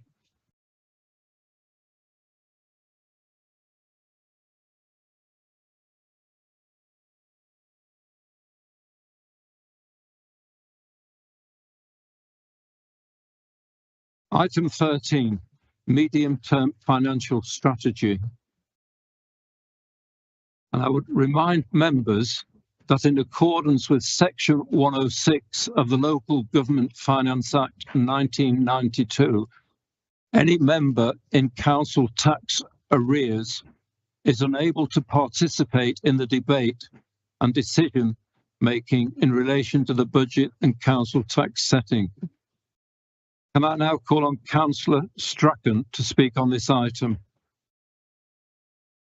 Good evening, Chair, and thank you. I am, as ever, delighted to move the acceptance of the medium-term financial strategy from 2026 to 2030. Before I start, can I place on record my sincere thanks to Anthony and the finance team, to Mark and the governance team, as well as Simon and his leadership team, who have provided vital and valuable support in what I know continues to be a challenging time for officers as we move through the presentation and preparation of this budget. I'll start with context. This year, we have received a multi-year settlement from central government. Wait for it. It's a 3-year settlement, and it's the first for several years, and it does give us the key benefit of confirming a number of our financial assumptions for the next 3 years. However, that uncertainty persists in year 4 of the budget, where financial support ceases, and it's on that element that I have to begin. Our settlement from central government does 4 main things. It maintains the core spending power assumptions from previous years, although it ties our ability to control our income directly to council tax. It resets the business rates baseline, which eliminates our windfalls from previous years, while locking in the significant risks associated with changes to that taxation that have not been averted by one of the, 15 terms. It phases out Section 31 New Burdens Grant, which means that our ability to monitor the government's contributions towards our new responsibilities has been eliminated. This is particularly pertinent in a year when the significant new burden of food waste recycling is placed on authorities, and we'd like to know how much is paid. It also protects our core spending power to be no less than 95% of what it was last year for the next 3 years, as long as we do what the government expects.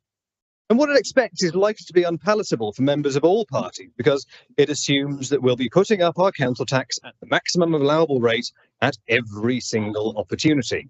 And because it only runs for 3 years, despite nearly every council in the land setting a budget for 4, it once again creates a cliff edge at the end of that period, meaning that we are still showing a funding gap of around £2 million at the end of this.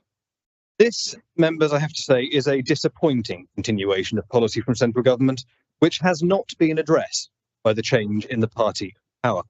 It represents a further centralisation of decision-making in the context of local government policy, which feels almost designed to take that decision-making even further away from our residents. Westminster is saying, yes, you can control your financial decisions as long as you do it our way. Members, We reject this policy approach. We will continue to make decisions in Lichfield District for the good of the people of Lichfield. As I've said repeatedly in the latest round of committee meetings that have scrutinised this MTFS, local government reorganisation is writ large across it, and we don't know whether this authority will continue to exist beyond its second or third year. But what we do know is that the bins will still need to be collected, that local people will still need parks and leisure facilities, and we will need to continue making planning decisions across this beautiful district. So this MTFS is designed to continue the good work that we're doing.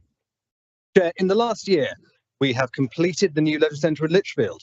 We have become one of the only district councils to do so, and we have delivered what we were told we could not. We have collected, I'm told, 6 million bins in Lichfield and some in Birmingham, for which we were paid. We have procured a new waste fleet ahead of time and on budget. We have continued to see exciting progress with place shaping across the city and beyond. We have provided ongoing leisure facilities in our award-winning parks. We have delivered a food festival, proms in the park, and we've continued to support and enable events across the district to run safely.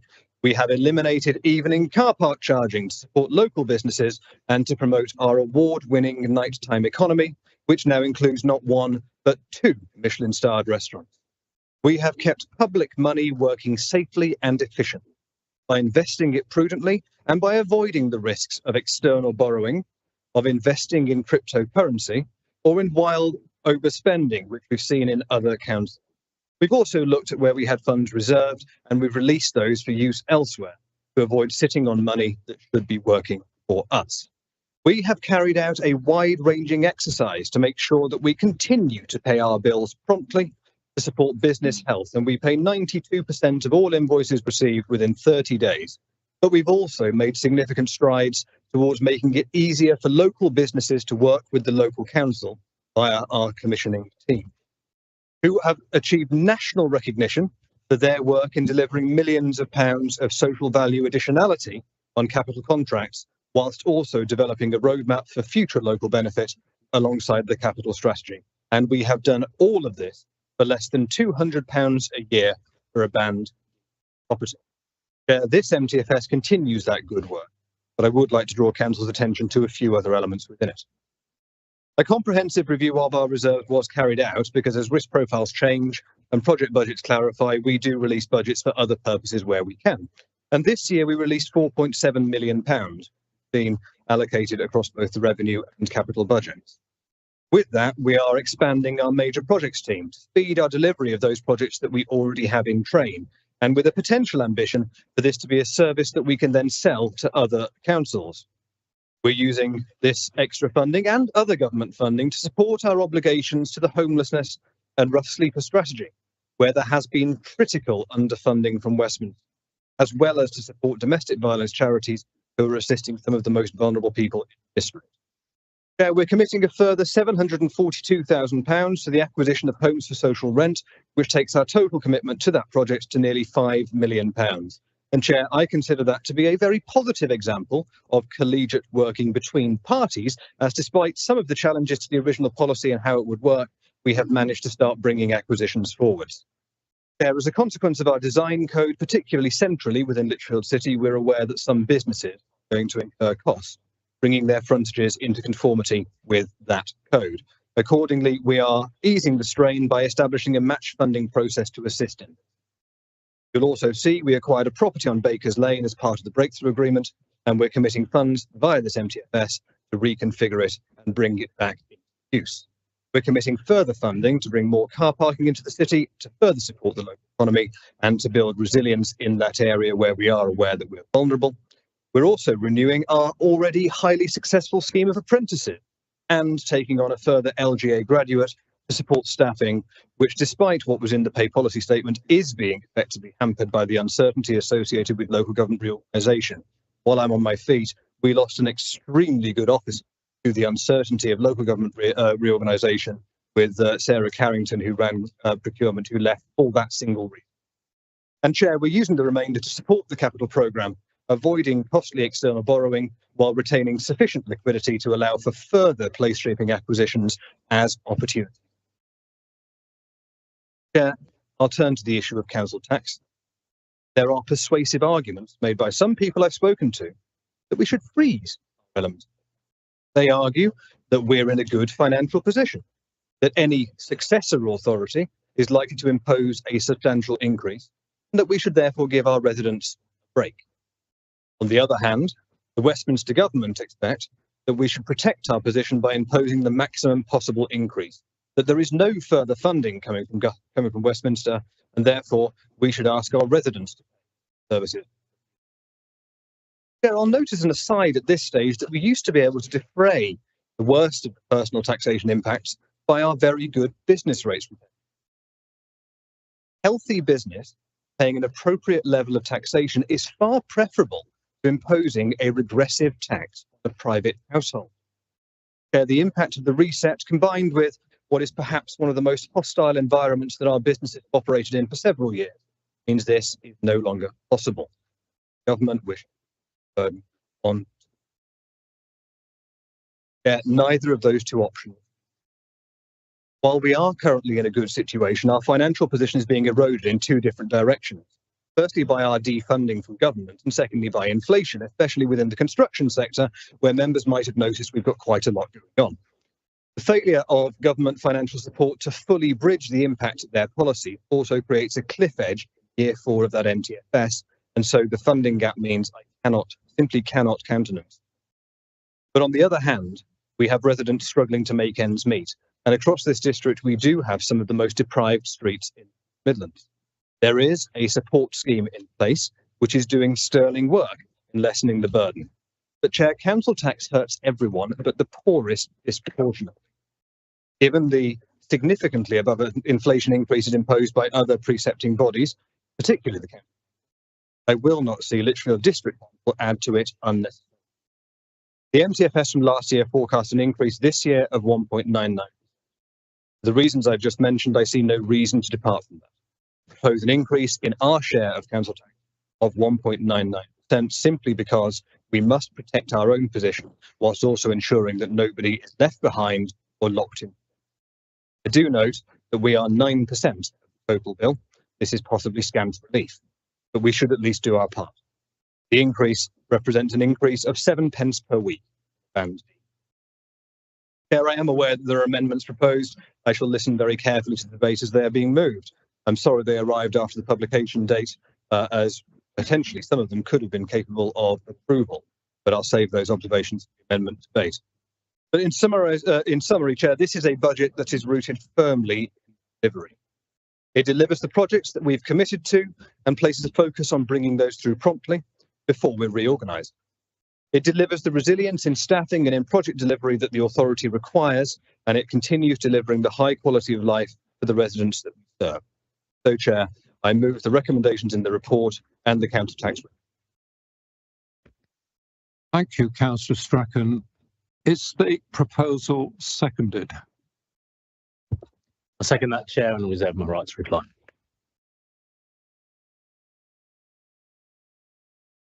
And I suppose I should ask if there are any questions on this, and I see Councillor Taylor would like to ask a question. I propose the amendment, Chair. Proposing the amendment. Yeah. Okay. Sorry. Thank you, Chair. Sorry.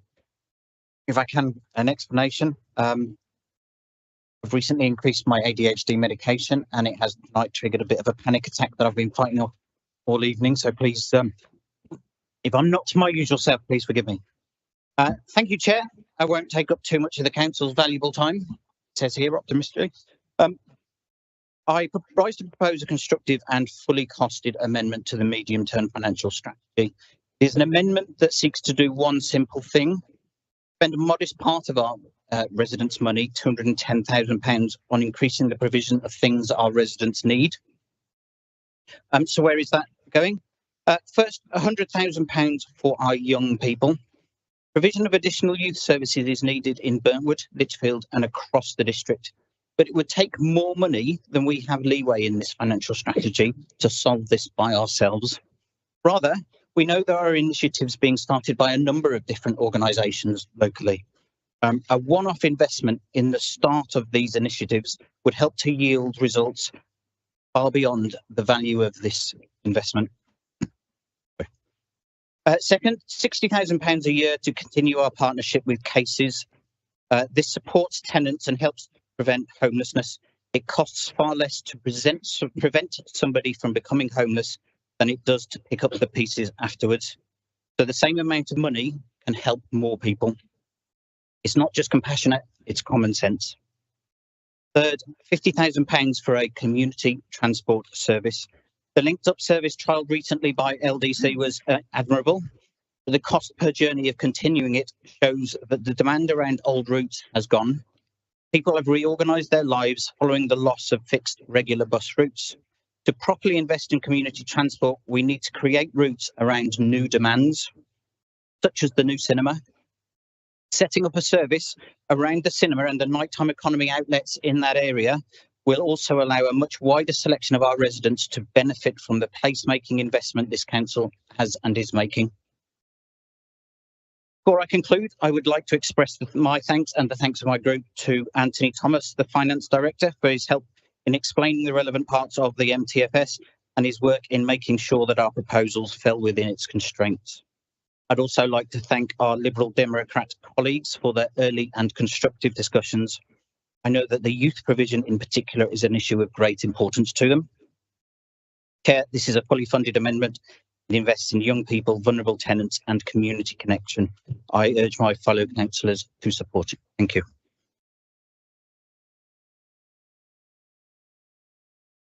Does anybody second that proposal?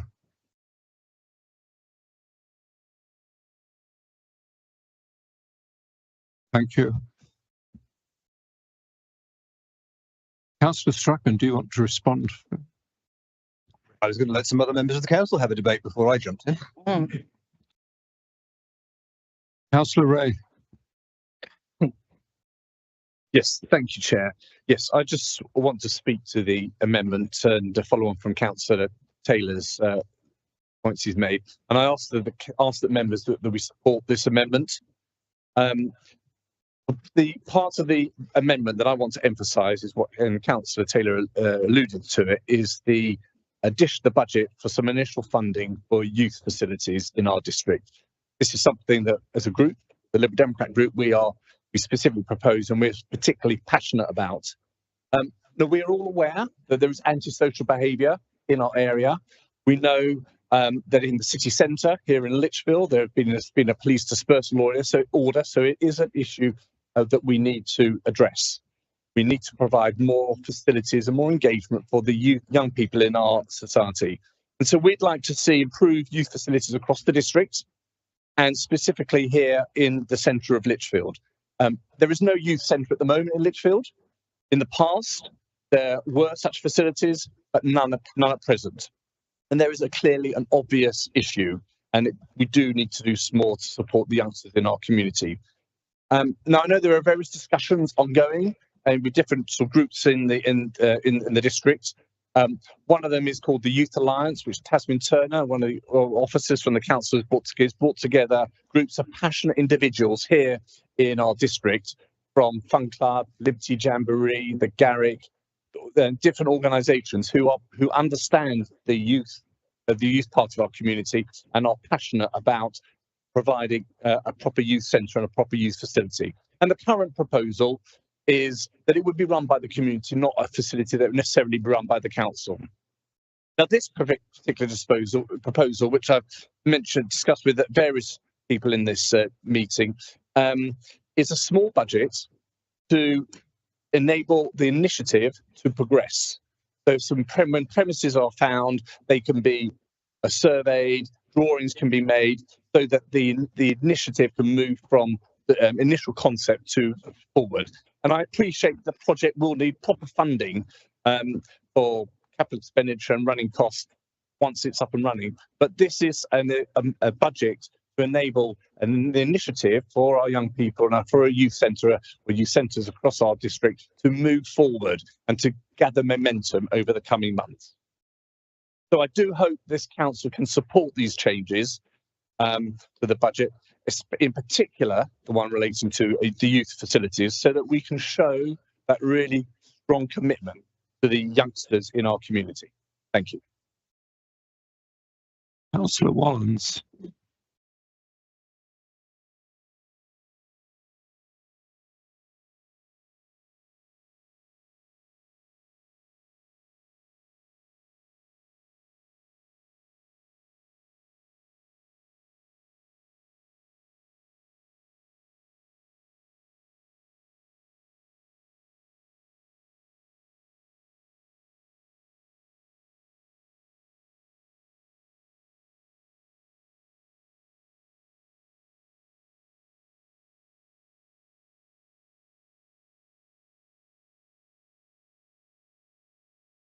There you go.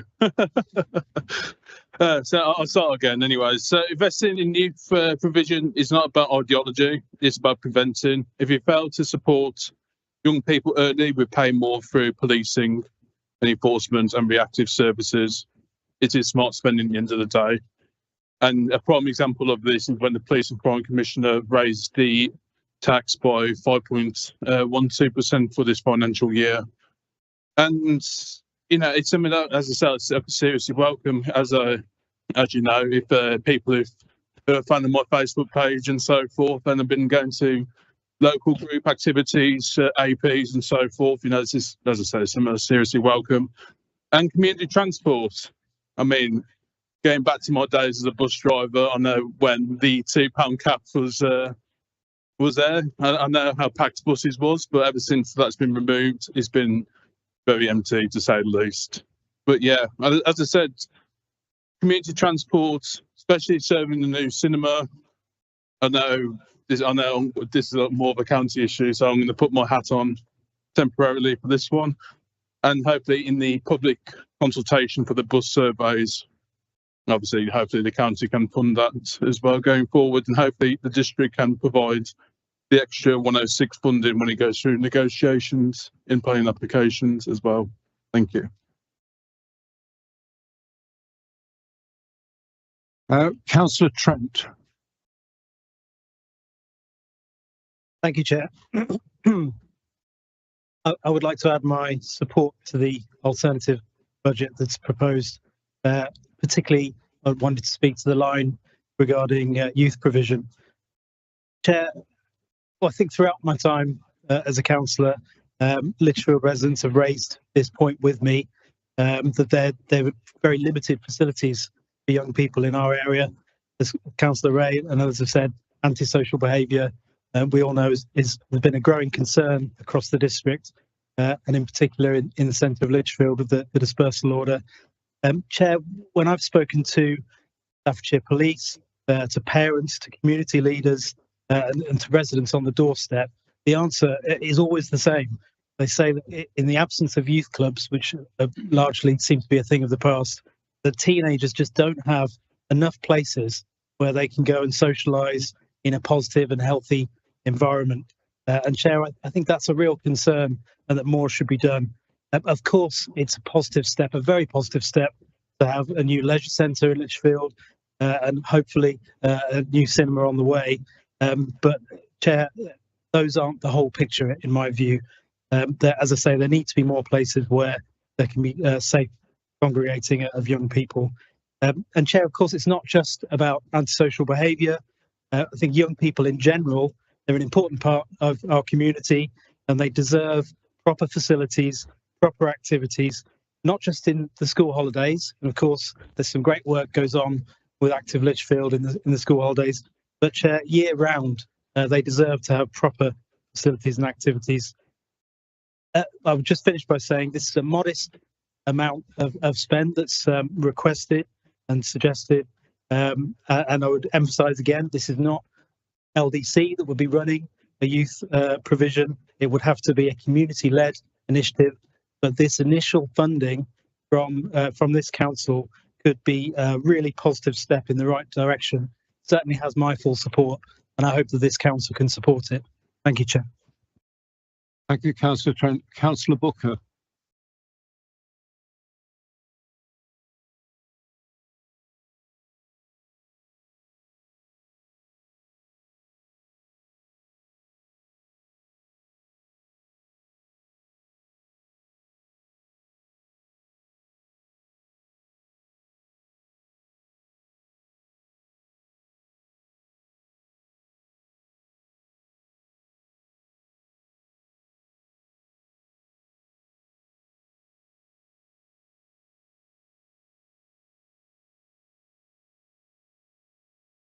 I didn't grow up around here. Every now and again, the accent comes through and everybody realises where I'm actually from. But I grew up and I did all right. I'm an elected councillor for this council, but I've done plenty in my past as well. I have 10 GCSEs, 4 A-levels, a degree, 3 postgraduates. I'm a military veteran, I'm a ski instructor, I'm a qualified teacher, I'm a business owner. But I grew up in a family that would have received pupil premium if it had been then. We got free school meals when my dad couldn't work. My elder foster brother, were both 2 foster brothers from care. My eldest one died a heroin addict. I wonder and I reflect, why? Why have I been so successful when the people I grew up with and where I grew up, that wasn't always guaranteed? And I now know, with the hindsight of age and experience, that my local council invested in youth. That's what made the difference between me being one of those statistics and me being the person who stands in front of you today. So I really appreciate the cross-council support from Councillor Wallens, from Councillor Ray and Trent, from our side. And I ask the people on the other side who presented this budget, please don't do this from a political point of view. Please think about this individually, what this really means for the youth of our district. Thank you.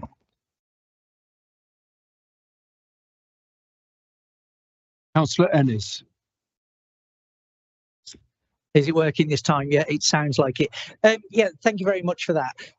This alternative budget, and I think Councillor Strachan, you struck on this earlier on, maybe with a bit of hindsight and a bit more time, it is not major changes. We're not tearing apart the budget that's been put forward. What we're doing is making very small amendments to that to hit areas that we feel very strongly about. And so do lots of people in this room. We talk about youth provision, but Burntwood has been absolutely hammered. We've had our youth club took from us without an alternate put forward to it. And people will argue the fact, well, the county council took it, they should have put it back. But we're stepping up to put plans in place. We've got fabulous groups that we sat with and spoke with. Plenty of councillors from Burntwood did when they went through the consultation of Cherry Close closing. The groups still exist, but they simply don't have a home. All they want is somewhere to go to carry on giving the services they give at the moment 1 day a week.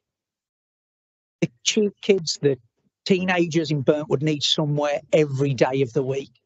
When I was growing up, I was in a very similar situation to Councillor Brooker. I was on free school meals. I went to every youth club possibly going because there wasn't very much to do when I was at home. And this gave me a chance to meet people and become the person I am today, give me confidence and me to grow up. Where is that for our children today? And if we're not willing to invest a few £100,000 or £100,000 to just look into what's possible, what we can do as a council, why did we get elected? Because isn't that our job, to make sure that the people get at least the opportunities we had when we were younger? It's not a big ask. We look at investment into the local businesses. We've invested into a cinema that we're building, but this is a cinema that some people like myself who can't drive would struggle to even get to. So looking at an alternate, different routes, different ways to make Lichfield work, the amenities we've got there, is nothing but positive. You mentioned earlier on that we raise a lot of taxes through our business rates. Well, the way that we do that is by allowing the businesses in Lichfield City to be successful. First key point to success is footfall. We've got to get the people to the shops. So again, it's not a big ask. So again, let's have a look at this budget. We could all talk and we could all debate about it. It's not a big change. We're not taking away the proposals. What we're doing is we're moving money about. We're looking at a different way of doing things, and it's not very big. It's not very different, but I think it would make an absolute massive change to Lichfield City and also to the youth across the whole of the district. So I hope everybody does support this. Thank you. Councillor Bragger. Thank you, Chair. I'll be brief because most of what I was going to say has already been said. Yes, this is a very small change to quite a large budget. The youth provision has been spoken about. I think the support to tenants is really important. There are, we as councillors, we come across people who are having problems with Romford or with the other housing associations, and it is really important that those tenants get the support early on before issues become much bigger. And so that I support the youth one, but I think that is really important as well. And I would urge people to support this. Councillor Farrell. Thank you, Chair. I wasn't going to speak on this one, and I have listened with two very open ears tonight about all the arguments. And I remember that I was a youth once, and I think I probably That's kind of it. I'm close to it, and I think I probably used youth services, and I was a critic of the closure of youth services, not from this council, but from the county council. I think it was very sad to see. But I go back to what Councillor Strachan said earlier about the small percentage of what residents pay actually comes from this district. The bulk of it comes from the county, and a very small part from parishes. And it's the county's job to deliver youth provision, and we pay a lot of tax for the county to use for in a small part for youth provision. So I'm unsure why we'd want our residents to pay twice, and I'm also unsure on what the 100,000 would do. It's a nice gesture, and I'm sure we can flesh that out. But I haven't really heard what £100,000 in 1 year, and not in any other year in this proposed budget, would actually do. I mean, I'm not sure it can really buy you a lot. So I'd like to hear more detail from the proposer of where this money will go to. Will it be to start up hubs? Will it be to specifically pay an organisation? If so, have we spoken to an organisation, scoped out what they could offer for 100,000? I'd like to hear some more flesh on the bones. Thank you. Councillor Norman. Thank you, Jay. Merely to respond to Councillor Farrell, who looks a young, whatever age he is at the moment. Well, there's a little bit of grey there, I noticed, and I used to think that was paint, but I realised it would have gone by now after all this time. I need to say that all these problems can be solved soon. Unitary Council will not have this problem with district and county and that. And in any case, all parishes and parish councils and city councils and so on, they also tend to do youth service stuff as well. So there is a duplication there. But I mean, I was chair of the Education Scrutiny Committee at the time, just before they started closing down the youth centres and that. Wasn't outside, but never mind that. So yeah, I mean, it'll all be solved soon. Don't worry about the duplication. We know the kids are still there, whether they're under the county, a unitary, or a district. So they're still the same children there. So. Thank you, Councillor Norman. Councillor Stevenson. Thank you, Mr. Chairman. Just before I say about the budget, I'd like my voice to welcome Councillor Punyon. It's nice not to be the newest member of council. So with this great experience of my fourth meeting, I happen to know that Councillor Punyon is a great admirer of Disraeli. And you'll all remember the budget. I'm sure some of you remember very well the budget in 1852. I know that you were listening to it avidly, but Disraeli stood up and spoke for 5 hours. So I'd like to congratulate Councillor Strachan and Councillor Taylor on the brevity of their speeches. And I'm not going to take anywhere near 5 hours. You'll be relieved to hear. Given my current job and profession, it'd be very surprising if I wasn't interested in young people and in their welfare. But like Councillor Booker earlier, I did look to see where the money was coming from for this provision. And it's proposed to take £100,000 from parks, open spaces and play areas. Now, I might be old-fashioned, but I thought all of those things were practical provisions for youth. The other thing I noticed was the resident survey that we performed before doing the budget.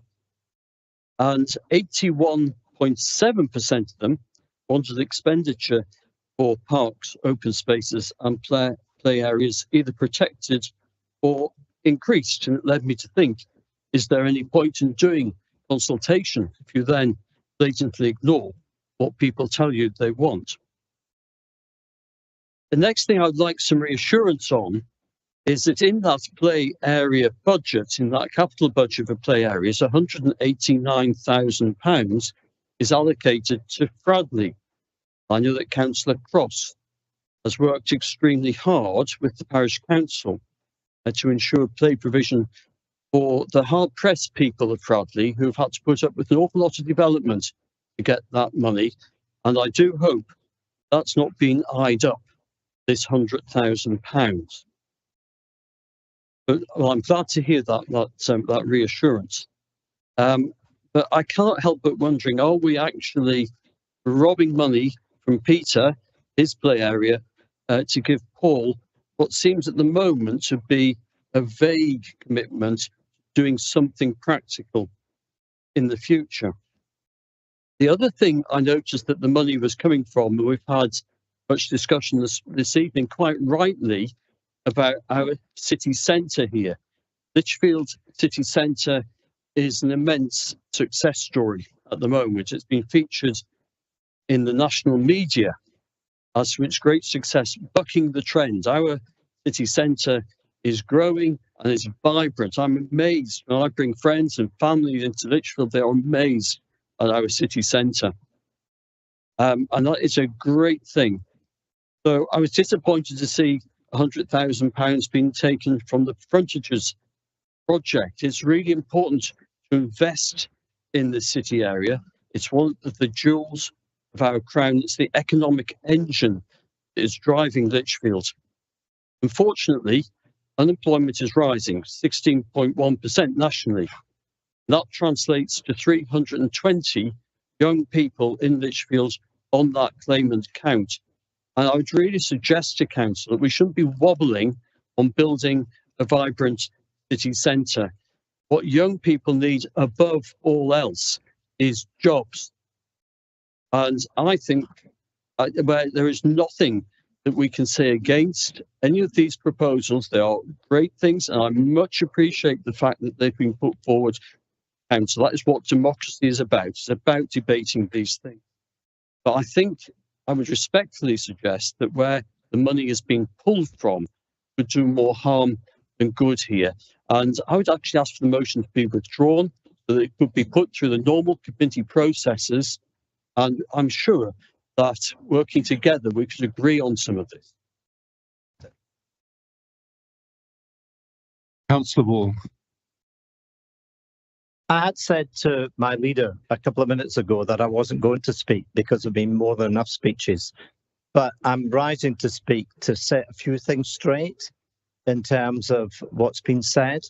The parks budget for coming year will still be increasing by over £1 million, even though the £100,000 is being removed.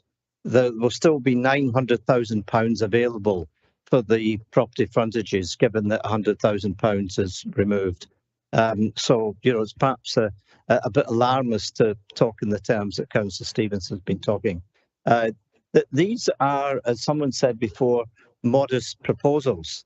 We're not talking about totally dismantling the budget. We're talking about varying or moving a slight amount of budget from certain areas without seriously damaging them towards three important areas for people who need help and support. People need help and support in social housing to get repairs done and to make sure that they're secure in their homes. People in the villages and in Buntwood who want to come into Lichfield but can't because they can't drive and haven't got a car. People, young people who want somewhere to go. This will be seed funding for a year to involve consultants to produce plans and ideas, working with these volunteer groups outside the council to create something positive for our young people.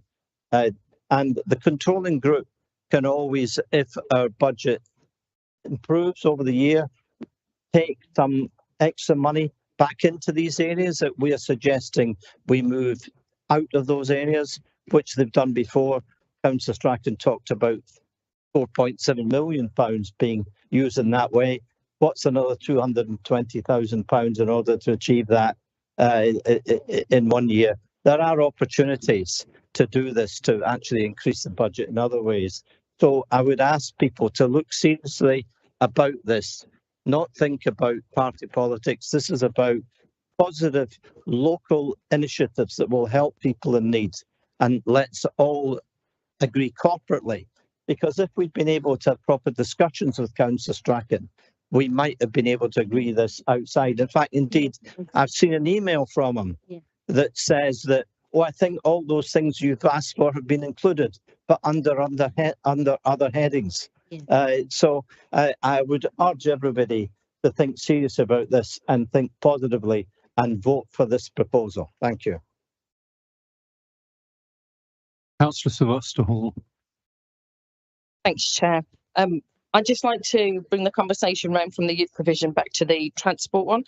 As many of you know, the Link Up bus service is one that I was particularly proud that we were able to invest in as a district council, having also had the privilege of being a county councillor and seeing the difference that transport makes, whilst the district council wasn't the responsible authority for it. So I did hear with interest earlier on Councillor Wallen's suggestion, or I would interpret it maybe as a commitment to go back to the county to see what else can be done. And I'll give one example, and I appreciate Councillor Taylor mentioning the admirable attempts with the on-demand service. But just if I may as well, a couple of corrections. There are no routes for the Link Up bus service. It's an on-demand service, which means those particular ways that they travel can vary depending on the calls that they've been received.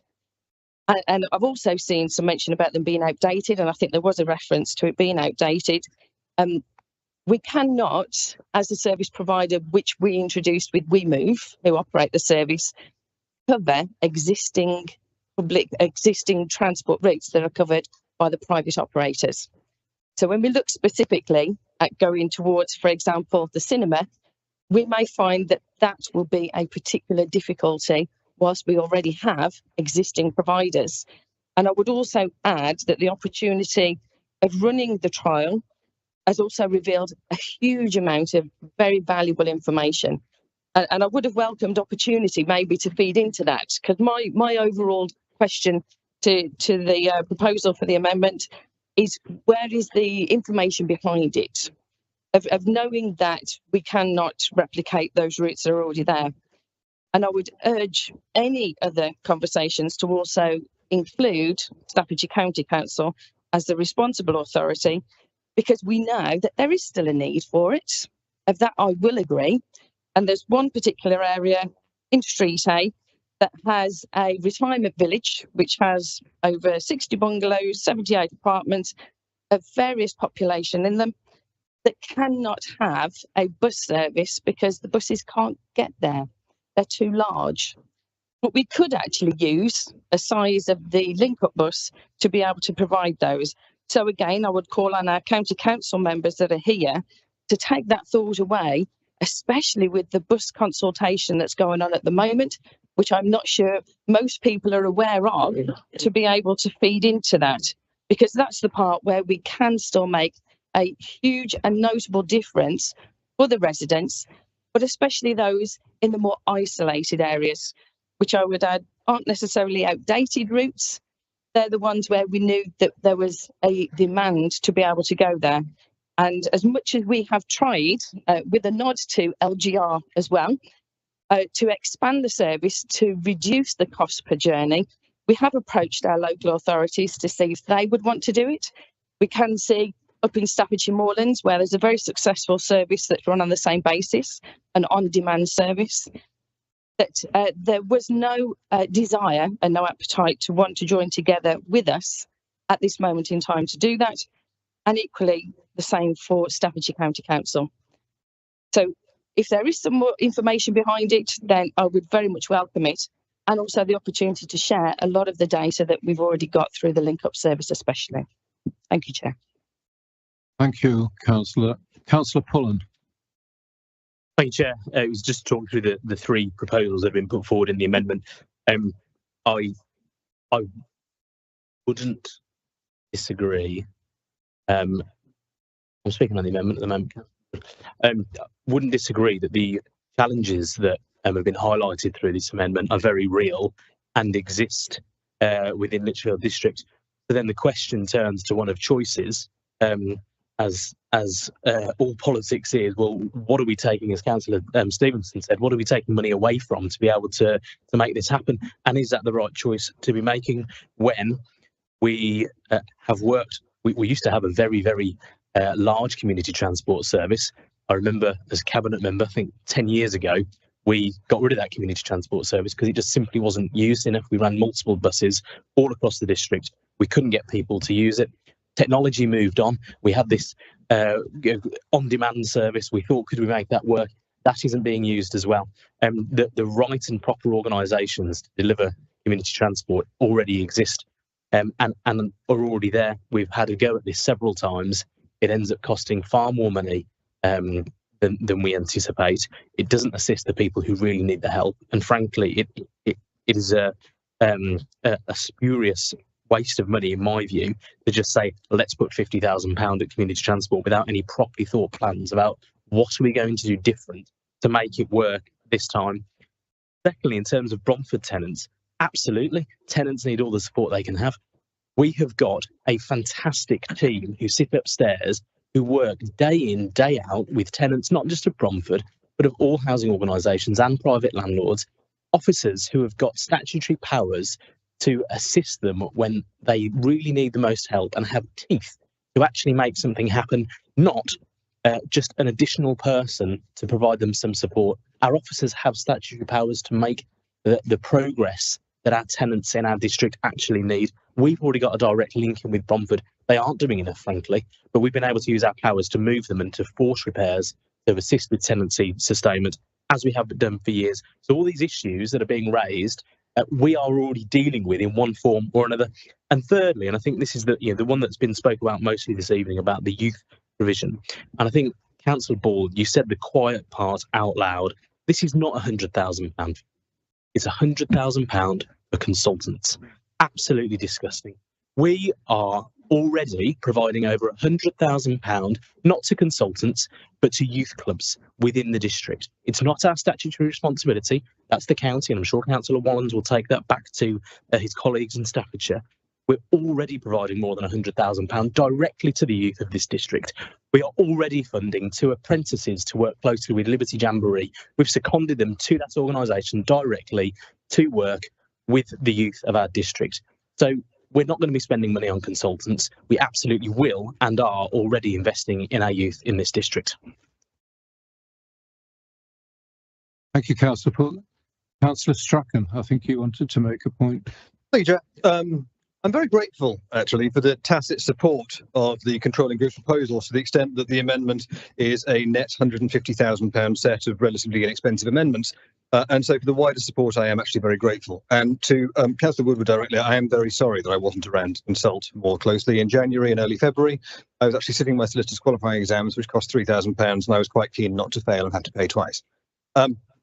Turning firstly to tenancy support, there is a very detailed bid that has been received by the council. It is a reasonable argument, and I raise no argument beyond what has already been put by Councillor Pullen, that this would affect the duplication of labour, because we are already doing that with a full suite of statutory powers. But the argument is well put about the amelioration, and so I raise no meaningful point against. On community transport, I adopt the observations that have been made by my colleague, Councillor Sylvester Hall. With respect to the amendment, I'd respectfully submit that this is jumping the gun. There is a task group already underway. It is staffed with members from all parties. It's due to meet in early March. I'd submit it's premature to form a resolution with a £200,000 budgetary impact before any clear direction of travel has been arrived at. This amendment seems to be aimed towards projects that are some years from completion, and I feel it would be appropriate to carry out a little time of mature reflection on the best possible route. A continuation could be treated as business as usual and wouldn't necessarily require further budget. Turning to the issue of youth hubs, Chair, many times I've made the statement at budget night that we don't put lines in the MTFS that aren't costed or detailed. Chair, I got my fingers burnt with that climate change paper, which was 4.5 years ago, I think, no, 4 or 5 years ago, in which I put a £100,000 line in the budget to address the impact of climate change. And it took us 4 years to spend it because we didn't have a clue what we were doing. We didn't have any proposals on the ground. And so putting single lines in a budget and saying, wouldn't it be nice to spend this, doesn't work. This proposal is neither costed nor detailed. It's a feasibility study and a finger in the air exercise. We all know that a true youth hub or youth hubs would cost significantly more than is being asked for. A complete project has to be fully worked on, involve real partnership between local authorities of all tiers and one, depending on what we look like afterwards, bringing funding together. And if the district council contributes land for the site, then so be it. If we contribute consultancy for the site, then so be it. We want to be a part of the conversation, but this isn't the way to do it. Yeah, the youth club in my village wasn't operated by the district. It didn't need a feasibility study. It didn't need consultants. It was a group of local volunteers who hired the village hall. I'm personally aware of at least 3 church-run youth groups in this city, and I work with one of them. They're open to all. They're keen to expand. We are already directly engaged in the sector, and I won't repeat what Councillor Pullen has said. This is an emotive topic and a difficult. The controlling group is not opposed to providing facilities for young people, quite far from it. I know that Councillor Cox has already been involved in discussions about it. But for me, this specific proposal feels like a knee-jerk response with very little flesh on the bones. And for the use of public monies, I quite like to know what it's going to look like before we lock funding away into a reserve. When I turn to the sources of funding, dealing firstly with the tenancy support, if approved, that is entirely appropriate to meet the funding from funding that's designed for that source. And so again, I raise no argument. While it is likely that a frontages policy is going to require substantial funding, I accept it is tolerable for that to be reduced by 10%. At this stage, it's an estimate, it is tolerable. I'm advised by officers with management of the project that a £10,000 reduction in the reprofiling of that building budget is tolerable within the confines. What I have to turn to is the parks funding. Because Note 2 draws the funding from those proposals, draws funding for these proposals from the Parks and Open Spaces budget, which is being increased. But that line in the MTFS relates directly to improvements and repairs of play equipment and safety improvements to surfaces in play areas. They were largely costly. I think, therefore, it's rather sad that this proposal would, perhaps inadvertently, withdraw funding from direct measures designed to improve safety and instead pays consultants. This is something that could be far more effectively delivered by taking the time to plan it carefully. And so, Chair, my position on this is a nuanced one. I don't argue against exploring play provision at all. The size of the proposal has grown, I think, week on week. It was originally 50,000, it's now 100,000, which I am assuming would represent equity between Lichfield and Burntwood, or possibly the rurals. I don't really know. This is how little we know about this, Chair. And I don't argue about the policy or the policy thrust of delivering some form of youth provision. I'm arguing against the method.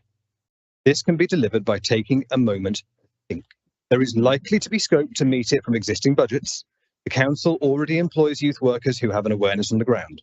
And amending the safety element of a budget to deliver an uncosted exercise for me is just not the appropriate way to do it. And so I'd say, don't do this tonight. Work with us. If funding is required, let us make a later contribution via a budget environment or a budget amendment under controlled conditions when we've got a feel for the true cost. Don't just put a line in the budget and expect us to spin it up from virtually nothing and then blame us when it takes time to deliver, because that's not really how we work and that's not how I want to work. And so, Chair, although I raise no argument with one of the amendments, as they are moved on block, I have to oppose. Thank you, Councillor Strachan.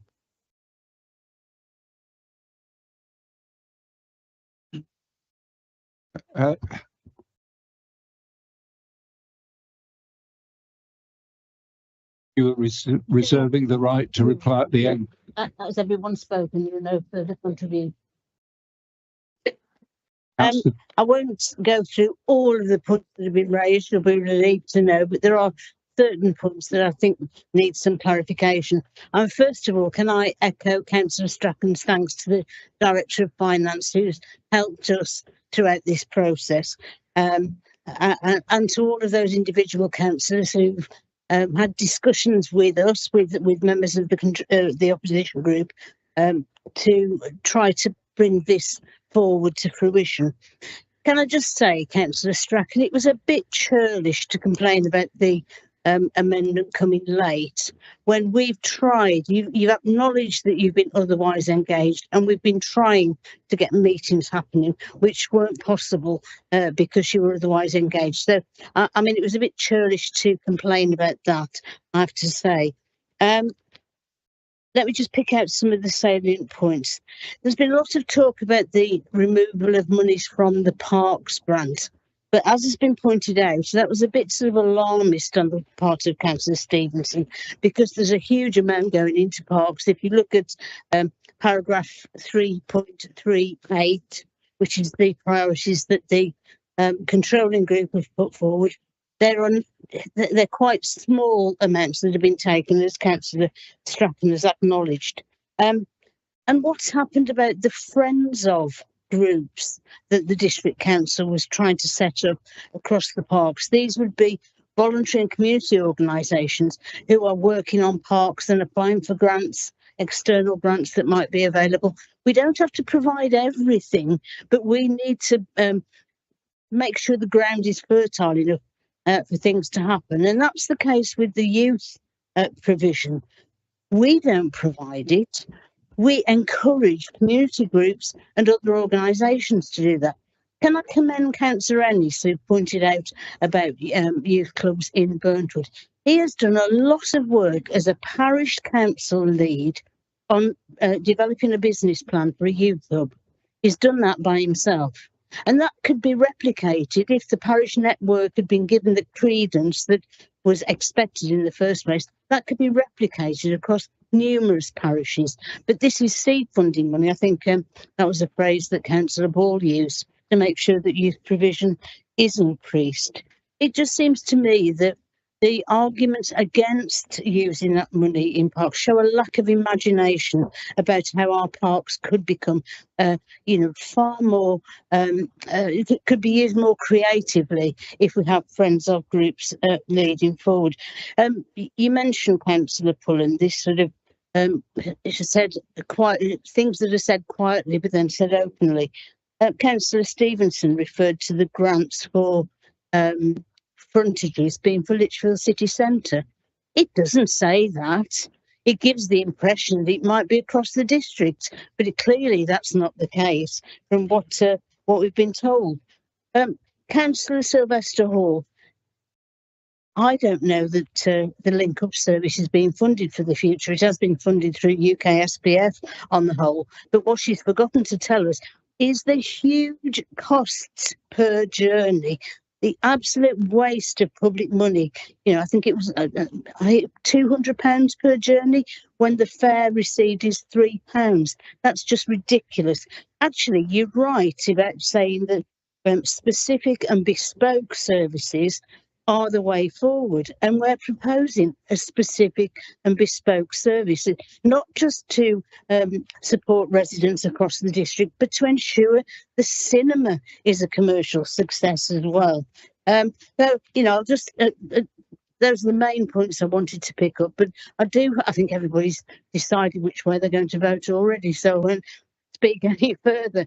But yes, we presumably have a named vote, so I propose that we go or second the motion to go forward with the amendment. Thanks, Chair.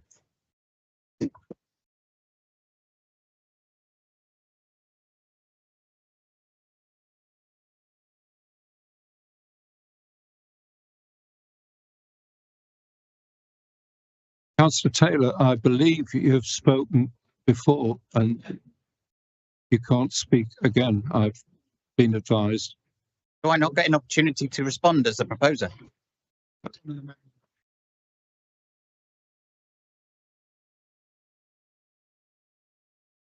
Okay. To the main vote. Is it okay to speak? No, we'll go to the main vote.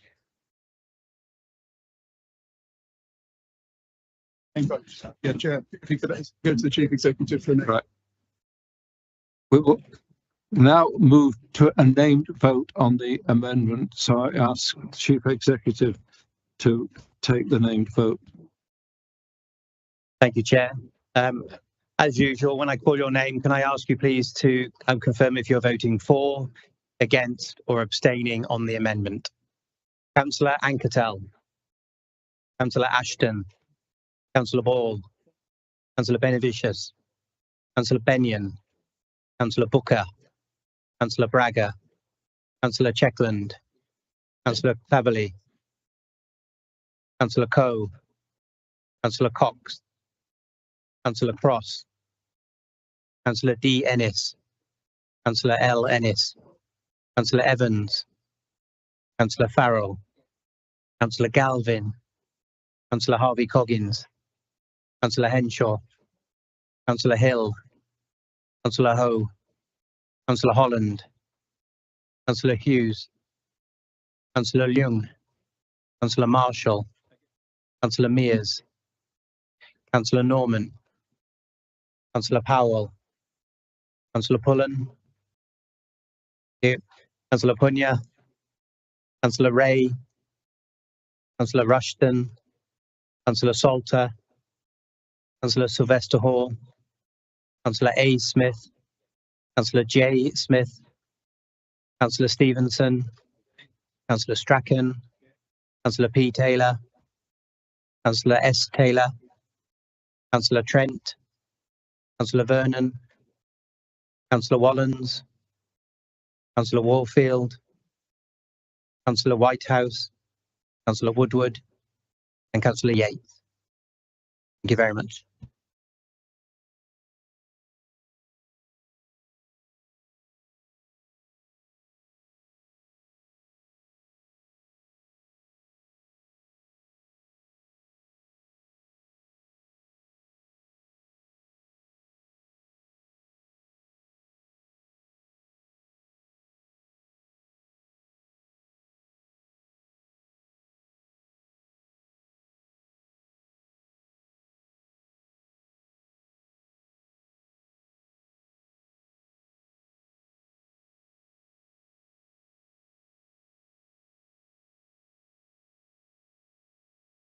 The amendment is carried by 24 votes to 23 votes. Councillor Strachan, if you wish to speak on the amendment. Thank you, Joe. I don't wish to speak on the amendment. The controlling group formally accepts the amendment to the motion and will be supporting the motion.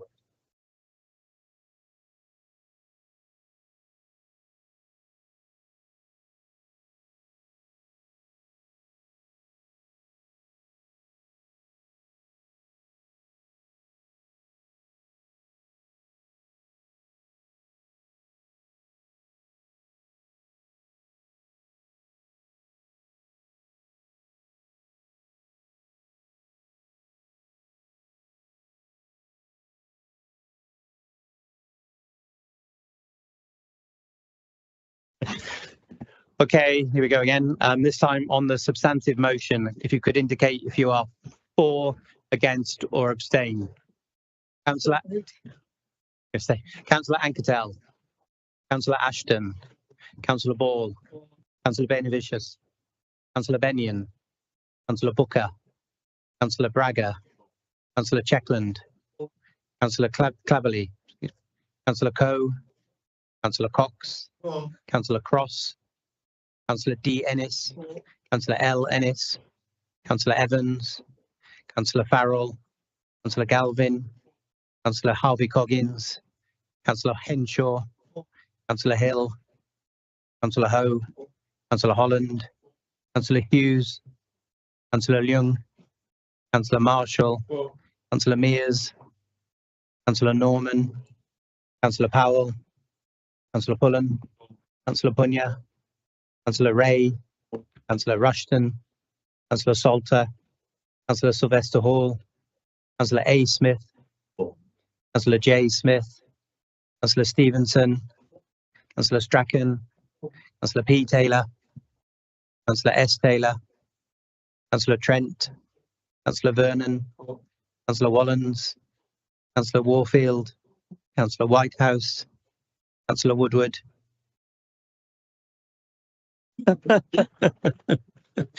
Okay, that's not thrown me. Councillor Yates. So Yates was for, yeah. Yeah, thank you. Thank you.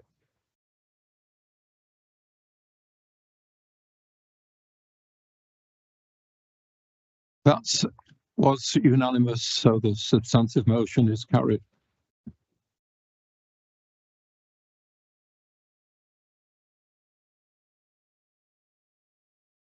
Should we move the motion on? Yeah. In order for the meeting to proceed past 9 o'clock, we need to enable, members need to vote to enable the meeting to continue past 9 o'clock. So if you could just put it to the room, are members happy to continue beyond? Right. Councillors, I advise that for the meeting to continue beyond 9 o'clock, we have to agree and vote for it to continue. For the meeting to continue after 9 o'clock, we have to agree. So with a show of hands, or do we take it that the meeting can continue? Councillor Norman. Yeah, never mind him. You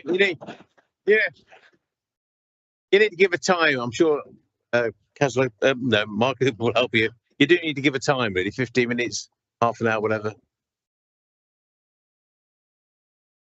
And refer to the standing order that this applies to, by the way. Yeah. I would think that half an hour to 9:30 would be sufficient. Chair, can I propose that we suspend standing order 10.1 for 15 minutes to give us a 9:15, by which time I think we'll have concluded the business. Can I put that thing? Okay, that's the time set. So we have till 9:15, Chair. Right. So we need to be quick then, 9:15. So quickly moving on, item 14, pay policy statement. Can I call on Councillor Pullen to speak quickly on this item? If you can introduce me quickly, I will speak quickly. Chair, thank you. I move the contents of the updated pay policy statement for publication. And Chair, whilst I appreciate we're at the back end of the meeting, I would urge colleagues to give this item the attention it deserves. The detail is in there. I think it's a very important statement that we do annually, and happy to take any questions on that. Thank you, Chair. Is the proposal seconded? It is. I second it and reserve my right to speak in case I need it.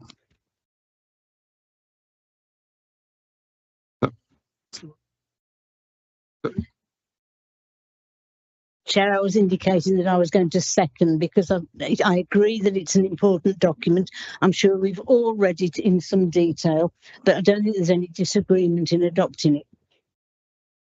So I can move straight, say all those in favour.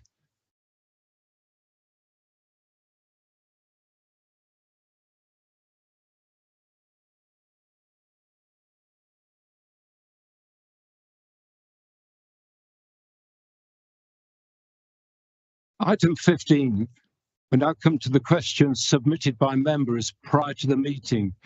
The answers have been circulated by email. The members who submitted questions are able to ask one supplementary question. So question 1 from Councillor Wallens. You have a supplementary question? Yes, I do, Chair, and thank you for the question, Councillor Pullen. Given the importance of the evening and hospitality economy to Lichfield City Centre, how does declining participation in the wider evidence-based study, the NTE study, strengthens our ability to support that sector locally? Thank you, Councillor Wallens. I don't really think that's a supplementary to this particular question, but I will answer you because I think it's important. I think what you're alluding to, Councillor Wallens, is our refusal, frankly, to engage with the County Council on the Staffordshire-wide nighttime visitor economy work that's being undertaken by the Staffordshire County Council. Quite frankly, because it's ridiculous that the County Council believe that there is such thing as a Staffordshire-wide nighttime economy. It doesn't exist. There's a Lichfield nighttime economy. I don't think even there's a Burntwood. There's a Chasetown nighttime economy and a Chase-Terry, and there's an Armitage and a Fazeley. The idea that a Staffordshire-wide nighttime economy exists is absolute poppycock, and we refuse to waste officer time on it. Thank you, Councillor Wallens. Thank you, Councillor. Question 2, which again, Councillor Wallens, is your question. Do you have a supplementary? Yes, I do, and thank you, Councillor, for the supplementary question. Given the swift payment timeline, would the Cabinet member consider providing a brief written summary to all councillors confirming the invoice date, payment date, and the amount to ensure full clarity and consistency of records? I've just done it for you.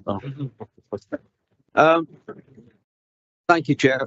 Thank you, Councillor Wallens, but I think the question that you've just asked has already been answered in the written response that you've had.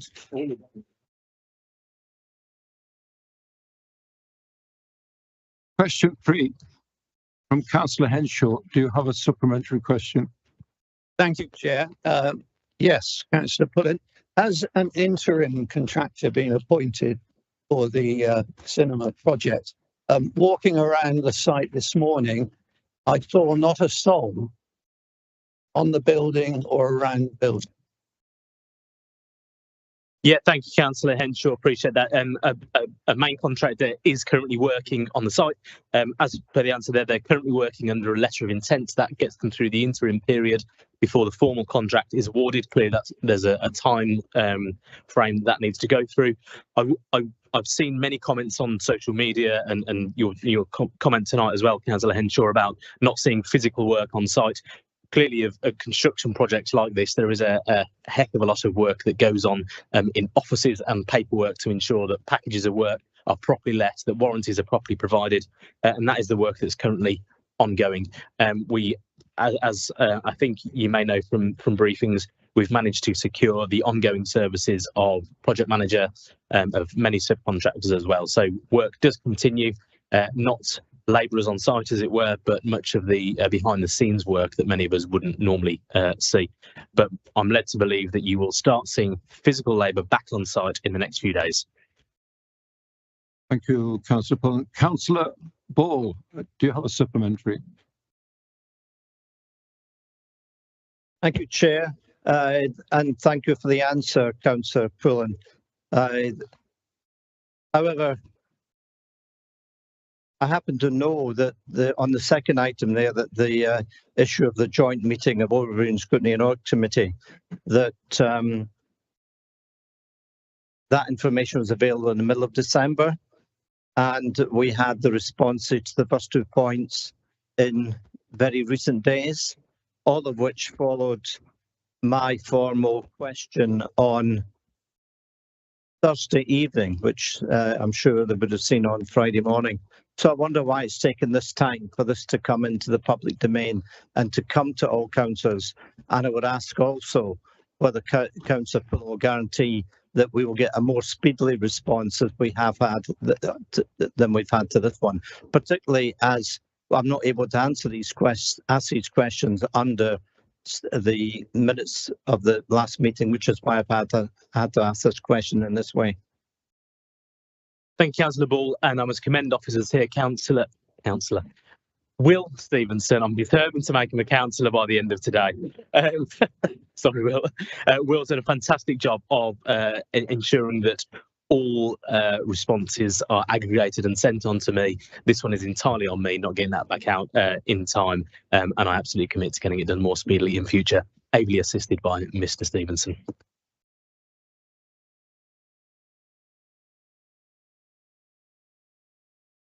Yes, Chair. And thank you for the answer. But could you confirm that if and when hopefully the repairs are done shortly, any future use will be for the community? Thank you, Councillor Braggett. There's been an options paper that's been prepared and obviously been shared to be able to look at what some of those options that are being presented are. We've had certainly the surveys and all of the other information that's been done in place. So, and equally, as you've identified as well, the funding allocated to be able to go ahead and do that. It's one of those things where we're having conversations as well amongst the cabinet as to the importance of the community when we start looking at places. There are iconic assets in the community, such as Stopewell Boathouse. And it's still amazing how many times we can be walking around there and see how many people have a cursory glance over as they're going past. And there's certainly a high volume of people that are doing so and that have a vested interest. So when we've got that other information come through, then I will gladly share that one with you as well. Councillor Braga, again, question 6. Do you have a supplementary? Yes, and thank you for the answer about the taxis.